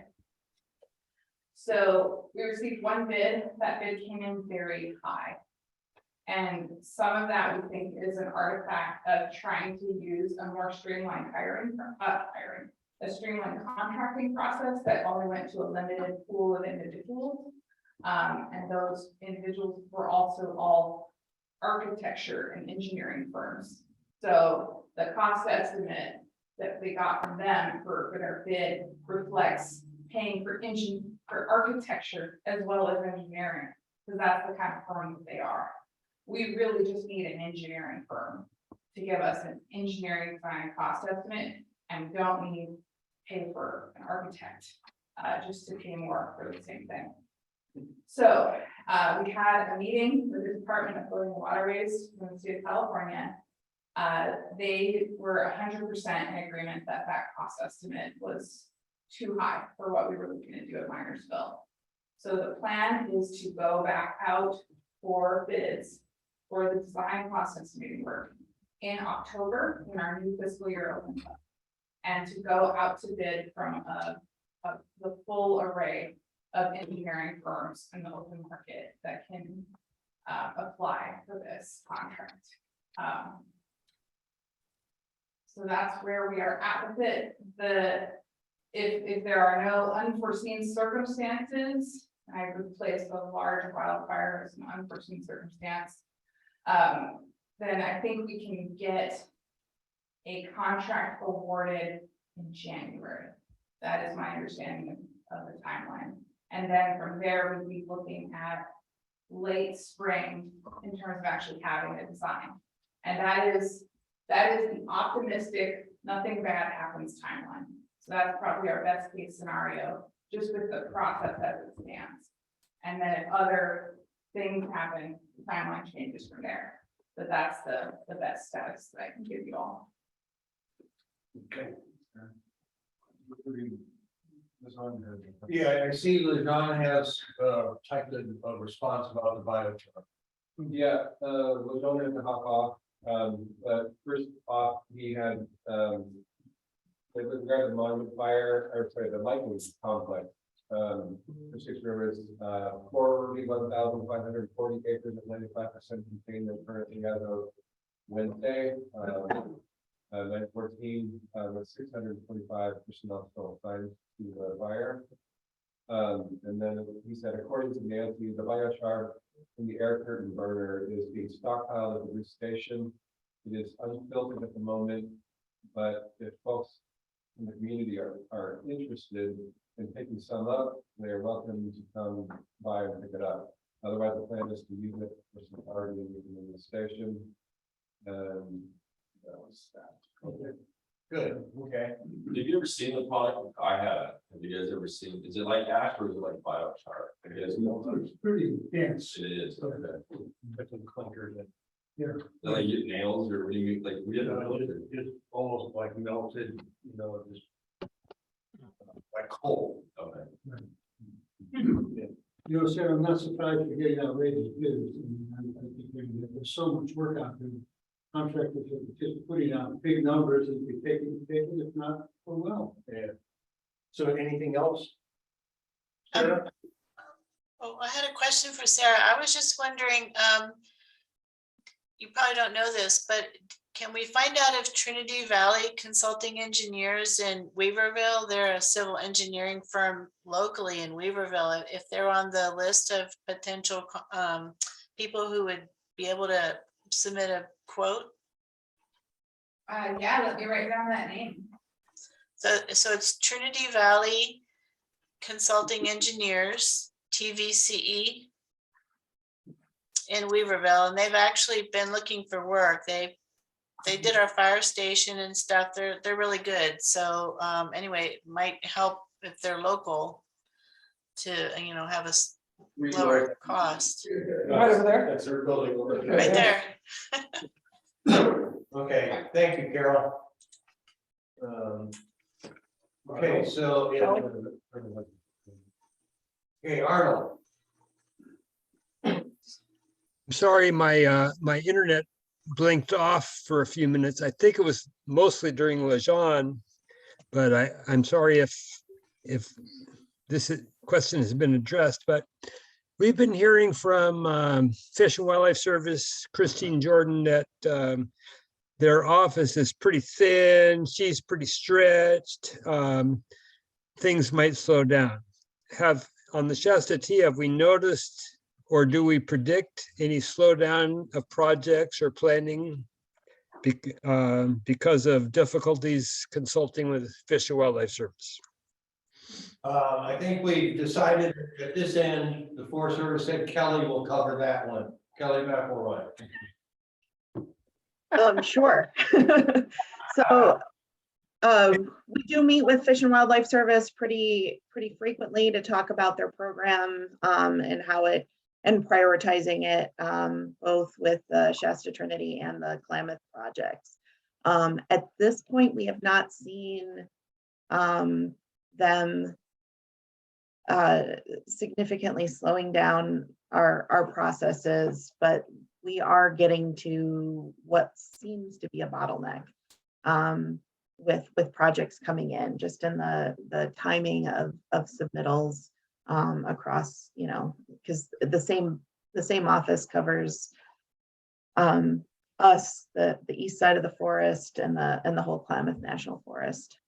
They are also on board for or currently working with the region for the hazard tree EA that is covering the 2020 and 2021 wildfires up here, that the roadside and admin sites that were affected by those fires.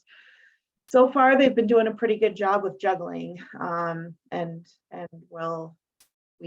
we constantly are working on those prioritizations. At this time, we're prioritizing our post-fire work, which includes McFarland, for consultation. Does that answer your question? Well, I don't know whether to be worried or not, but so far it's working, I guess, is the message. So far it's working. So far that they are meeting their 30-day timeframes and getting feedback back to us within a couple weeks. So the same timelines that we've been working with them through as part of our MOU. Okay, thank you. Okay, so Kelly, other kind of forest updates that you might have from the SO side of things.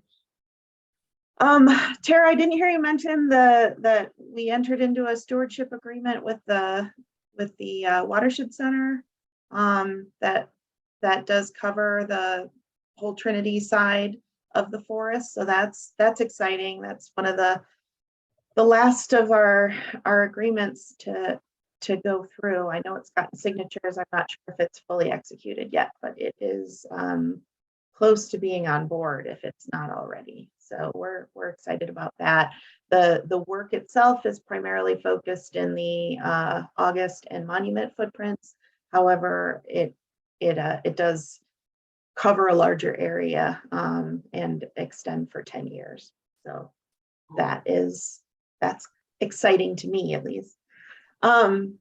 Another piece, we are working with the TRP and BLM on a aquatic restoration programmatic EA. So hoping to see that start scoping in a month or two. So it's been, right now we're working through the kind of the scope of what that programmatic EA will entail. And again, it being programmatic, it doesn't authorize site-specific activities. Those will have surveys and such as needed, tiering off of that programmatic EA, but it'll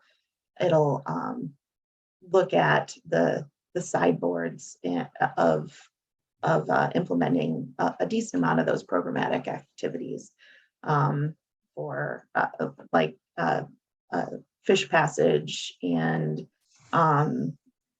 reduced sediment and that kind of thing. So, and then I also wanted to mention, since we're talking hiring, I just had a detailer start working out of the supervisor's office as a post-fire recovery program manager. So he'll be working with the districts, and obviously there's quite a bit of fire impacts on the west side. So a lot of his time will be spent on the west side, looking at those post-fire recovery needs with the districts. So we can get a little bit more organized and help see those things through. It's not a permanent position, but he will be with us for about 4 months. So I think that's all I've got. Any questions for me? Any questions for Kelly? Kenneth? I've got a question. I've been doing a bit of driving on 299 and most recently out to High Palm and up the 60 road. And so I'm driving through Corral Bottom, and I'm seeing a lot of areas of stands of conifers that were burned in various fires. And I'm wondering, are you guys regenerating those stands? Are you replanting in those stands? Or are they just leaving them to do whatever they do? We have not started, we have not scoped yet for reforestation CE, but we have talked about it and what that scope will be. If it's going to cover all of the recent wildfires, or well, it'll cover the recent wildfires, but what that scope will be, we haven't ironed that out. We are planning on moving forward with reforestation. Tara, do you have more to add to that? Yeah, you asked the right person. You know, we all have our old hats we like to keep on. Right. And Kelly, reforestation, she's very passionate about it. So yeah, we know that reforestation, and we do have a CE category for that as well. And so that's part of, you know, back to the fuel break CE and the reforestation CE, and finding where those fit in the rhythm of our work. You know, and I'm very concerned to be really honest with you with the car delta footprint, because what we found in fire is that in the first, before the first 5 years is over, when wildfire hits a fire footprint, it slows down. But after 5 years, that starts to change, especially as you get brush in there to go with the snags and the fuel loading and all the dead trees. So we've had some preliminary discussions about what that might look like on the forest to take on that fire footprint, as well as the monument fire footprint, or whether we want to try and do one really, really big CE to cover, you know, west side reforestation, or how we want to do that. So it's definitely my intent to get trees back in the ground and to be strategic about how we do it, right? We're not gonna do it like we've always done it before. We're not gonna plant right out to the roads. We're gonna be strategic about where we put those trees in the ground and how we plant them, giving the best opportunities for survival, knowing that, you know, it's there's a lot of acres to cover. So I really appreciate the question, because we can do all the preventative work, but I don't want to end up, you know, kind of like the Mendocino, where they have so much reforestation to do, they haven't even, and that'll keep them busy forever. So I want to make sure we've got that worked into the rhythm of our planning efforts. Yeah, I recall after the 87 fires, there was a lot of work done to salvage and reforest, and then there were areas that were not. And you got all these snags falling down and brush coming up, and then there was another wildfire in there, and it was very hard to control. And yeah, and it's not safe for our firefighters to get in there. There's a lot of bad things that happen at that point. So we just need to be really strategic about the acres we pick. Did I just add one Yes, sir. personal experience? And after the 08 fires, which are not as large, obviously, 87, those complexes went through and we weren't able to salvage in that situation. So we planted, it was the second largest reforestation effort since 87. Trough fire specifically, we planted in there, and the August complex started this all over. So if we don't remove those fuelable standing trees, we don't get rid of that, we don't deal with the brush, our success. Oh, it's gonna come at a cost, which is certainly the need. And I think we have the support financially to do that. We just gotta figure out exactly how, when, and where. Right now, it's point source protection, roads, communities. Once we get a handle on that, I think we can get into the reforestation. But if we don't get rid of the fuel, we don't manage to continue vegetation, likely is we'll lose it for the next 12. And that's a tough one to deal with. We're hoping with the reforestation CE, the site prep will include addressing those hazardous fuels. So that will get us kind of a 2-for-1. Is that a good way to put it, Kelly or Todd? If we have It to go. is, and right now is a good time to be vying for those funds, because I don't know if you guys are familiar with the Replant Act, but that we are anticipating substantially increasing our capacity for our ability to fund those site preparation and reforestation activities and follow up annual release and such. That's key for a successful plantation. Okay. Well, thank you. I had no idea what was going on in that realm, and thanks for the update. No So problem. I guess Thank you. quick to find out whether our partnership coordinator, Monique, do you have anything to add to the Forest Service kind of report? Not too much to add on my end. Just that rack agreements for the Trinity rack will be due on September 30th, on Friday, September 30th. So if you have any, feel free to submit those to the rack coordinator at RCD. So I can drop that email into this chat over here. And then we have a meeting to see if that's a good deadline on September 19th. But yeah, that's my only update for right now. Thank you. Okay, great, thank you. Yeah. Okay, so other item partner updates, do we have anything else that the Recreation Committee wants to bring to the full collaborative? Sarah, Carol, Kelly, and you kind of represent Kelly Sheen, folks that might have anything else. I don't have anything No, to add. nothing else to add. Carol, anything from the recreation side? Well, I think we're hoping that the Watershed Center gets the grant from Sierra Nevada Conservancy to do the planning in the North Lake area, so that a piece of that might help move forward the trail around the lake. Bowerman, we talked about, we're going to be submitting a proposal to the RAC to repair the foundation at the barn. And I can't think of anything else that was that newsworthy. Okay. Kelly, anything else? No? Okay. So RCD update. Hey, Chris, would you like to talk a little bit about what our crews are up to? Yeah, I can give a brief update on our forest health crews. So we currently have 4 crews on staff, and we're looking to backfill a few positions just from kind of standard turnover stuff.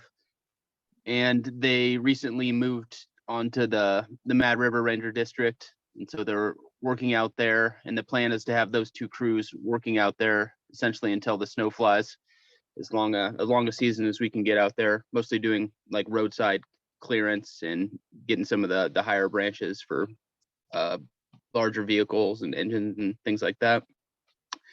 And then our other crew is, we've been working on BLM land within the WCF up on Democrat Ridge, just working the roadside. That's a part of a larger project, but what's currently covered under compliance is the 50-foot kind of each side of the road along Democrat Gulch Road, which is that prominent ridge line outside of Weaverville. So we're continuing to chip away at that. And then we've also got some private land work kind of on top of Browns Mountain. And that's part of something we'll probably apply for future funding for, that might tie into the Musser Forest Service work. That would essentially be a fuel break that would wrap the entire town on that portion. But that's a project that's just in the works, but we're doing a small portion of it on some private land up there. And then we've been working some with the Forest Service just to build our more technical forestry crew up, but that agreement's kind of held up currently in granting agreements. But that's something else that we're looking forward to and working on. And then we're also just kind of doing some prep with some of our partners, the Forest Service and BLM, for planning the fall season. And hopefully as the rain comes, there'll be lots of prescribed fire, and there's definitely tons of piles that the RCD is planning on assisting with any way we can and providing personnel. So I think that's pretty much it for the forest health side, unless people have questions. Carol, you have your hand up. So Chris, do you have any idea when they would come back up and finish the Guy Covington project? Yeah, some of it the weather's kind of shifted basically this last week, and so we're Sorry, getting. you're really muted. Can you hear me now? Yeah. Okay. So the weather has kind of shifted, so we pulled off that project just because the project activity levels were shutting us down really early, and it was just we want to work full days. And so we should be up there probably in the next 2 or 3 weeks. I think that project's priority, and we want to get on that as soon as we can. We're just waiting until the weather's in agreement, so we don't have to shut down early. And that kind of seems to be the trend currently. So the best estimate would be probably like mid to early October. And do you still think you can do the SPI chunk as part of that other grant? Yeah, I think when we start back up out there, we should be able to do that SPI piece. That's probably more critical than some of that other stuff to get done this season. Right, right along the road. Yeah. Okay, thank you. Yep. Okay, Kelly, anything else? Yeah, definitely. I wanted to report out that the Trinity County Fire Safe Council and the RCD specifically has been working with the Willow Creek Fire Safe Council a fair bit. We also have an agreement now and an MOU in place to work with the Watershed Center on doing some support services down in the greater Willow Creek Fire Safe Council area, which will spill over into Humboldt County as well as they've got a Cedar Flat on the Trinity side. So we'll be actively taking on some more, I guess, taking on some private land issues that have been, the result of last year's snow down, and now, having to do some with, the lighting complex and some of the issues that we were running into along with last year. So it's going to be, that's an actual project that we have with Humboldt County with CAL FIRE funds. And so we'll be working with the Watershed Center to help support those communities in those recovery efforts. We're also working with the North Coast Resource Conservation District Collaborative, which is a collaborative of 11 North Coast districts, RTDs, working with the North Coast Resource Partnership on help providing them technical support, particularly in their planning efforts with regards to forest health related work. So, and then the other thing that I wanted to mention was that, we're starting to run into issues with the county's lack of a hazard mitigation plan, which has now expired. We actually did the work for that and published that in 2016, and that expired after 5 years last year. Their county's currently trying to get a temporary one completed, but we're running into issues doing applications for things like Cal OES and FEMA funding and things like that, because of the fact that we don't have a hazard mitigation plan in the county. that's active. And so we have funding within one of our CAL FIRE grants to do a full update. But the county is kind of trying to figure out exactly how to deal with that, and they're trying to get, like I said, a temporary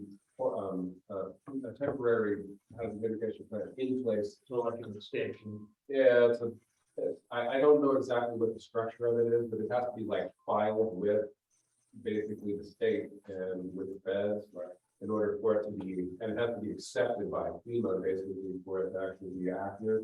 That has been problematic for us as we're seeking certain types of funding. The Call Foundation, I mentioned the one agreement that we had submitted last year while it was actually in place. That was moving through, but the Call Foundation, approached us again and said, we've got this other funding opportunity. We'd like to partner with you guys.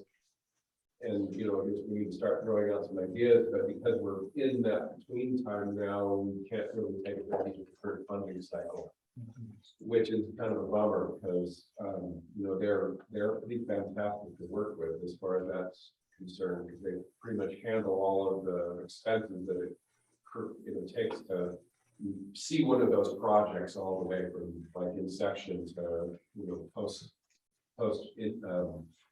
implementation. So I just wanted to point out that this is something that's actually becoming a problem for us with regard to bringing more money into the county. So I'm not necessarily recommending that we have any kind of specific action with regard to this, but it's something I think that you should all be aware of. And if we continue to have that issue, it may be bringing something to the collaborative in order to maybe get some support and sort of push this issue with the board of supervisors so that they can kind of begin to prioritize staff. So is it, you're mostly still working at a staff level? Yeah. Yeah, we're working directly with Mike Catone, who's the acting department manager for the LES department. And they're doing their best to actually get something going, but it's taking longer than we. I would think that the county itself is losing funding opportunities because of this too. I can imagine that. What does that mean? They're doing their best. They're actually, to the best of my knowledge, they're actively working on getting this stopgap measure.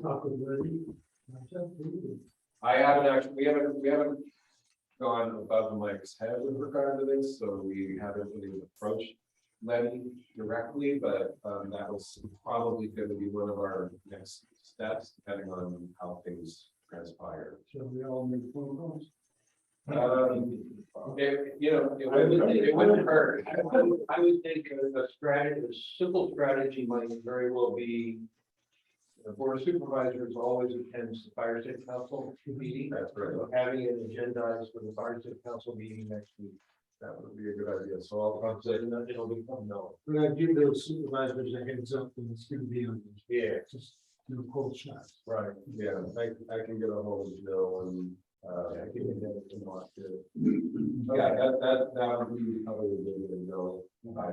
Giving some attention to that, but it's a pretty significant. Yeah. It's now creating problems where we could be taking advantage of certain opportunities that are not available to us because of that lack of that plan. So that I think that is pretty much what I wanted. Okay, great. Okay, so any questions for Kelly or Chris? If not, move on to the watershed center. Is Randy still on? Nick's joined us also. Oh, Nick has joined us also. Okay. Yeah, I had a little technical glitch, so I'm back, but I did also see that Nick was on. Oh, that's me. Sorry about that. The guy scheduled a meeting using his login and now they're probably ascribing that to me. So I'll tell him you're trying to. Yeah, you need to stick around a little longer before you do that. Go ahead, Ray. So yeah, it's a busy time of year. I think in a lot of ways you all have been hearing about the work that we've been up to with the updates from the two forests and the RCD. We are our fuels crews are also working on the Mad River Ranger District, I think because we both have expiring master agreements with the 6 rivers. So we have money encumbered in those agreements. We would really like to see good work done on the ground. So Lejean already went into some of the fuel break work that we're doing, and we're supporting the effort with the air curtain burner. And so we have some private lands treatments that we're doing with NRCS, leveraging some of the grant funding that we've been getting around Weaverville and on the South Fork of the Trinity. And then we really kind of dug into the neighborhood along Deer Lick Springs. And that's part of the prevention grant that the RCD got a year or two ago. I think it was just a year ago. And so making good progress out there. It's always exciting to see how people get interested in getting work done on their ground as they see the work happening. And in the interest of continuing on with the work that we've been doing, we're putting together a proposal for the new Forest Service grant program called the Community Wildfire Defense Grant. And it will probably extend all the work that's happening that the RCD and the Watershed Center are doing around Junction City, Weaverville, and Douglas City. You know, we're a little bit uncertain. It's a new grant program. So we'll see how that goes, and we'll certainly keep everybody posted on the progress. We have been awarded the funding for the SNC grant up in the upper watershed. I think you all know that the Josh Smith and the watershed side of the house are working on Bureau of Reclamation Smart Water grant, looking at roads and watershed function up there and working through the Watershed Council. And so this SNC proposal complements that, but from a vegetation standpoint, and we'll be having the land tender software set up for county in collaboration with the Forest Service. And so we're excited. It's all happening now. We're thinking that land tender will be up and running early in 2023 and ready to start kind of that discussion of some of the potential project areas that are on people's minds up there. And hopefully land tender will support the discussion with some good information. Yeah, I can't really think of anything else that somebody else hasn't talked about, but if anybody has questions, please feel free to ask me whatever you might be interested in. Any questions for Randy? No, Kelly, it looks like there's a chat message from Monique. Yeah, it says, if anyone has a Trinity Rack proposal to submit, please send those to rack_coordinator@tcrcd.net by Friday, September 30th. Okay. Thank you. Okay, so if nothing else for Randy, do we have other activity or committees that need to report out? None that I can think of. I don't think there's been much other activity. Okay, so we're way ahead of schedule, under budget. And ahead of That's a schedule. win. Pretty good. So we've got anybody from the public or just any members that have anything they want to bring up that wasn't on the agenda and talked about today. No, gone. People want to get out and enjoy this good fall weather. Let's skip facilitation team for the moment and do October field trip plan. Sure. So I think that the plan is to go out to that Burnt Ranch, Big Bar, Iron Palm, Corral Bottom, pick another name piece, as well as Hennessy Ridge. So that was the plan. I had gone out there previous to our last scheduled field trip and gotten some GPS points for some potential stops. So I'll just kind of run through some of the things that I thought we could look at, and then I'm curious about anyways, I'll ask you some questions like that. So we had a stop that would look at like an Oak Woodlands prescription, and we had a stop that would look at clearly fuel breaks along some of those main roads, especially the paved ones. I'm working at getting those roads repaired, by the way. Look at some wildlife centric prescriptions, because I know that's like owl center, we have a lot of owls there. Also look at some general forest health prescription possibilities.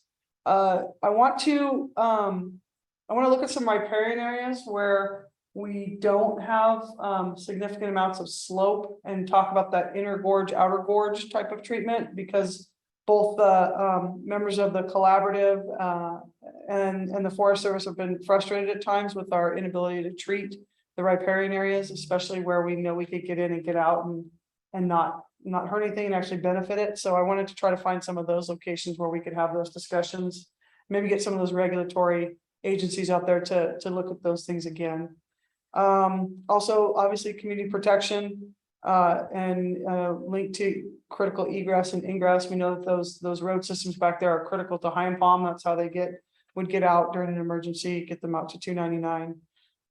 Look at some plantations and ways that we want to manage the plantations, because we have plenty of them out there. Potential to also do some meadow enhancement. There's a few meadows out there. We could look at some of that stuff. Won't get all this in a day. I tend to worn out. I've worn out some groups in my day, including a deputy regional forester recently. And then also wanted to let the group know I'm looking to, in conversations with that the Shasta Trinity leadership has had with the Six Rivers leadership. We've been directed to make sure that we're looking at things on more of a landscape basis and not just thinking the world ends at the end of our border. So for instance, for that project down there, it makes a lot of sense to get out Hennessy Ridge and behind Salyer in this project and include that. I'm fortunate, and unfortunately, I'm losing one of my foresters back to the Six Rivers, but I'm going to keep him engaged on both ends. So those are kind of some of the general things we want to talk about. For these types of meetings, I wanted to really look at different, look at way on the front end, like what are we looking for a healthy forest? What does the shaded fuel break look like? Where's a good place to do this? I want to look at both, you know, I don't want to come out of this with a specific prescription. I just want to get an idea of what the collaborative is looking at, and make sure, see where we have alignment on what we think needs to happen on the landscape to get to that healthy forest. We had some really good discussions out when we went up north on that field trip and just looked at some stands and said, hey, what do we think this should look like? What are the problems here? How can we treat it? And I'm looking forward to doing a lot of that front end collaboration to help us then decide kind of where to go and what treatments we're looking to do there. That's kind of what I'm hoping for the field trip. Now, I will tell you, I had asked Todd to come over as well, even though I know it's not on his unit, and I even asked Sarah. And I've asked Kelly McElroy to come over and go on this field trip as well. So I don't want to, but one thing I've liked about our field trips lately is I like when the collaborative is also helping drive the stops. And I don't think that the collaborative has enjoyed, you know, here's a project that we're going to do. We'd like you to come out and bless it. And we're going to take you from stop to stop to stop to stop. And, you know, you don't even get to stop and look anything in between. So this is not like that. This is way on the front end. And if there's stops, I'm going to get kind of our proposed stops to Kelly. We talked about that. I have them GPS and some of the talking points. Logan made me a map and we'll share that with Kelly. And if the collaborative wants to add other stops or take stops out, I want it to be our field trip, not my field trip dragging you around in the woods. So there's a document I'm thinking of that Kenneth prepared a bunch of years ago, which was a fire management plan for the Burnt Ranch area. Yeah, down by, well, what the north end to downriver, started at Great Falls, but went down to Little Creek on the north side of the river, and then went down South Fork Road to the end of it. That is on, I'm pretty sure it's on the CP website. Yeah, It'd be something that might help inform the discussion. Yeah. We send it out, or do it out? We could, yeah, that'd be good. And the field trip date is October 21st. Yeah, okay. So We'll is, figure out the specifics of where we meet and all that. yeah, as we are go you, along. are you guys comfortable? And this is a question for the whole group. Are you comfortable with a pretty broad force? So this is a meeting, it would be good to get, like Christine Jordan too, and, as well as our wildlife biologists, to have a number of foresters at it, and our fuel specialists, but I don't want to, it's such a good conversation to have, but I don't want to overwhelm the collaborative by having an army of Forest Service employees there. So what are your thoughts along those lines? What kind of field trip is the group looking for? Any thoughts from the group? Not an army. Well, just the different possibilities and I think it's an important area to look at, from Lion Palm to Burnt Ranch to down to Big Bar. I'm wondering about the Lion Palm Fire Safe Council, if they shouldn't be involved in at least getting out of Hayfork Valley up to the summit, 16 Road, what their ideas are. And anyway, I think it's too much for us to look at all of that in one trip, but let's look at different situations and see what we are in agreement on.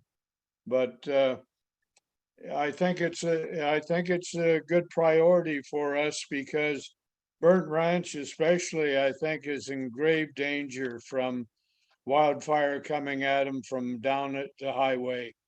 So anyway, I'll look forward to going on the field trip, whatever you plan. So Tara, how about, since you have the points kind of in your head, how about emailing those out and letting anyone who's going on the trip kind of prioritize and take from there? But definitely what you listed is way more than one trip. Yeah, no, I only have about, I think I've only picked out 5 stops, I think maybe 6, but I'll send what I have and the spatial reference to Kelly, and I'll have him get it out to you guys, and then you guys can let me know what your priorities are. I was especially, put a plug in for that oak woodlands treatment, just because I think if you go out there, you can just see the pine is stressed, short needles, not looking good. It's a great place to put prescribed fire back in the landscape. So I thought that would be, and it's right off most of the stops I picked, were really close to the main roads, but yeah, I'll get that out to you. Yeah, you have to watch me, because I'll give us a field trip that, you need a day to recover from if you give me half a chance. But that's why they're on Fridays. Yeah. Okay, anything else on the field trip plan? No? Agenda building for our next meeting, and our last meeting for 2022 is November 18th. So are there particular things that we want to have on the agenda? On the last agenda, there was illegal growths, and it didn't get out. Maybe follow up on that. Okay. You guys seen that going down, and all the law enforcement, it sounds like he has more time now because he's not chasing as much of that around. Are you guys seeing a lot less of that? No. Can't tell. Heard. Okay. Maybe he's chasing the public. Larry. Yeah, if at the next meeting, we're gonna do this hybrid business again, we need to invest in some more microphones, because basically through this whole meeting, I could hear Tara and Pat Frost, and that was about it. Everybody else sound like they're at the bottom of a well. It's really difficult to be an active participant in a meeting when you can't really hear folks. Mike Dixon from the Trinity River Restoration Program has volunteered their conference room space, and he says that their system is pretty solid. So, and I think it's bigger, you know, it can hold more people. So I might take him up on Maybe we can do a test meeting. yeah, Like legal, let's just see if it works better. we could do it. He said that 10 people can sit around the table, and then there's a lot more space. And he says that even in the spaces that sort of behind the table, the mics work pretty good. So we could do that for the rec committee meeting the week before. Oh, yeah. Or 2 weeks before, actually. Right, because it's a holiday. Yeah. So we can test it that. Okay. And see how it goes. Okay, cool. Any other agenda items? I do. Yeah. So a substitution for our field trips through the winter. Like we talked in the field about maybe that would be a good time to get maps out and look at them on, you know, and look at projects and bigger planning efforts. Yeah. So some kind of, so we don't Hey, lose Alex, that. thanks for calling me back. No problem. How you doing? I'm doing pretty good. I just, Larry's doing pretty good. Okay. So I thought that might be a Yeah, good thing that's for a you. good idea. Anybody, anything else? Well, that would be, I mean, the next scheduled one would be December 16th. Right. If we're following. If we follow that pattern. Mhm. So we have to recognize kind of holiday schedules and stuff like that. Could be January before we do it again. Mhm. Okay. Maybe we'll think about that. Yeah. Bring it to the November meeting. Right. Figure that part out.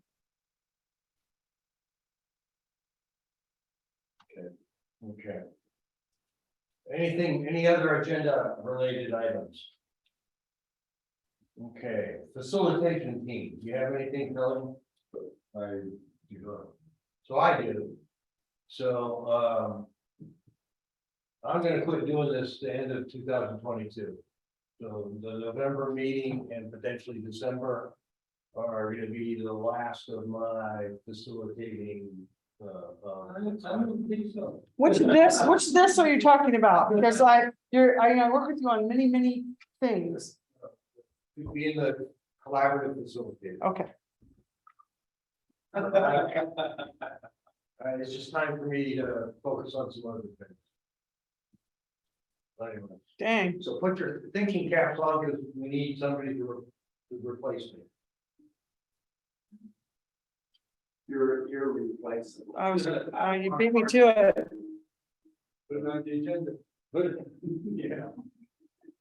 Okay. Yeah, it's gonna get that last bit out of you. Hey, Pat, put on the agenda. I'm the person that's not here. Anyway, that's it, unless anybody has anything else.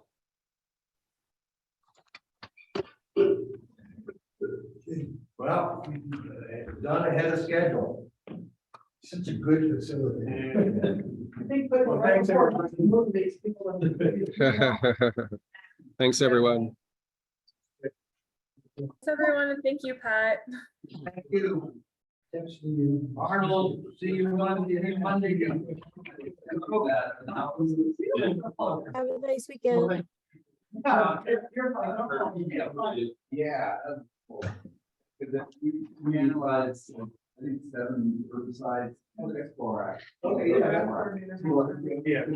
Was it borax formulation? How degrees? Current one today. Well, it's probably not. You know, the college foundation for 2000 and leaving the human response. You're switching. Remember to do the reference stuff for I would like to know how you get it. You know,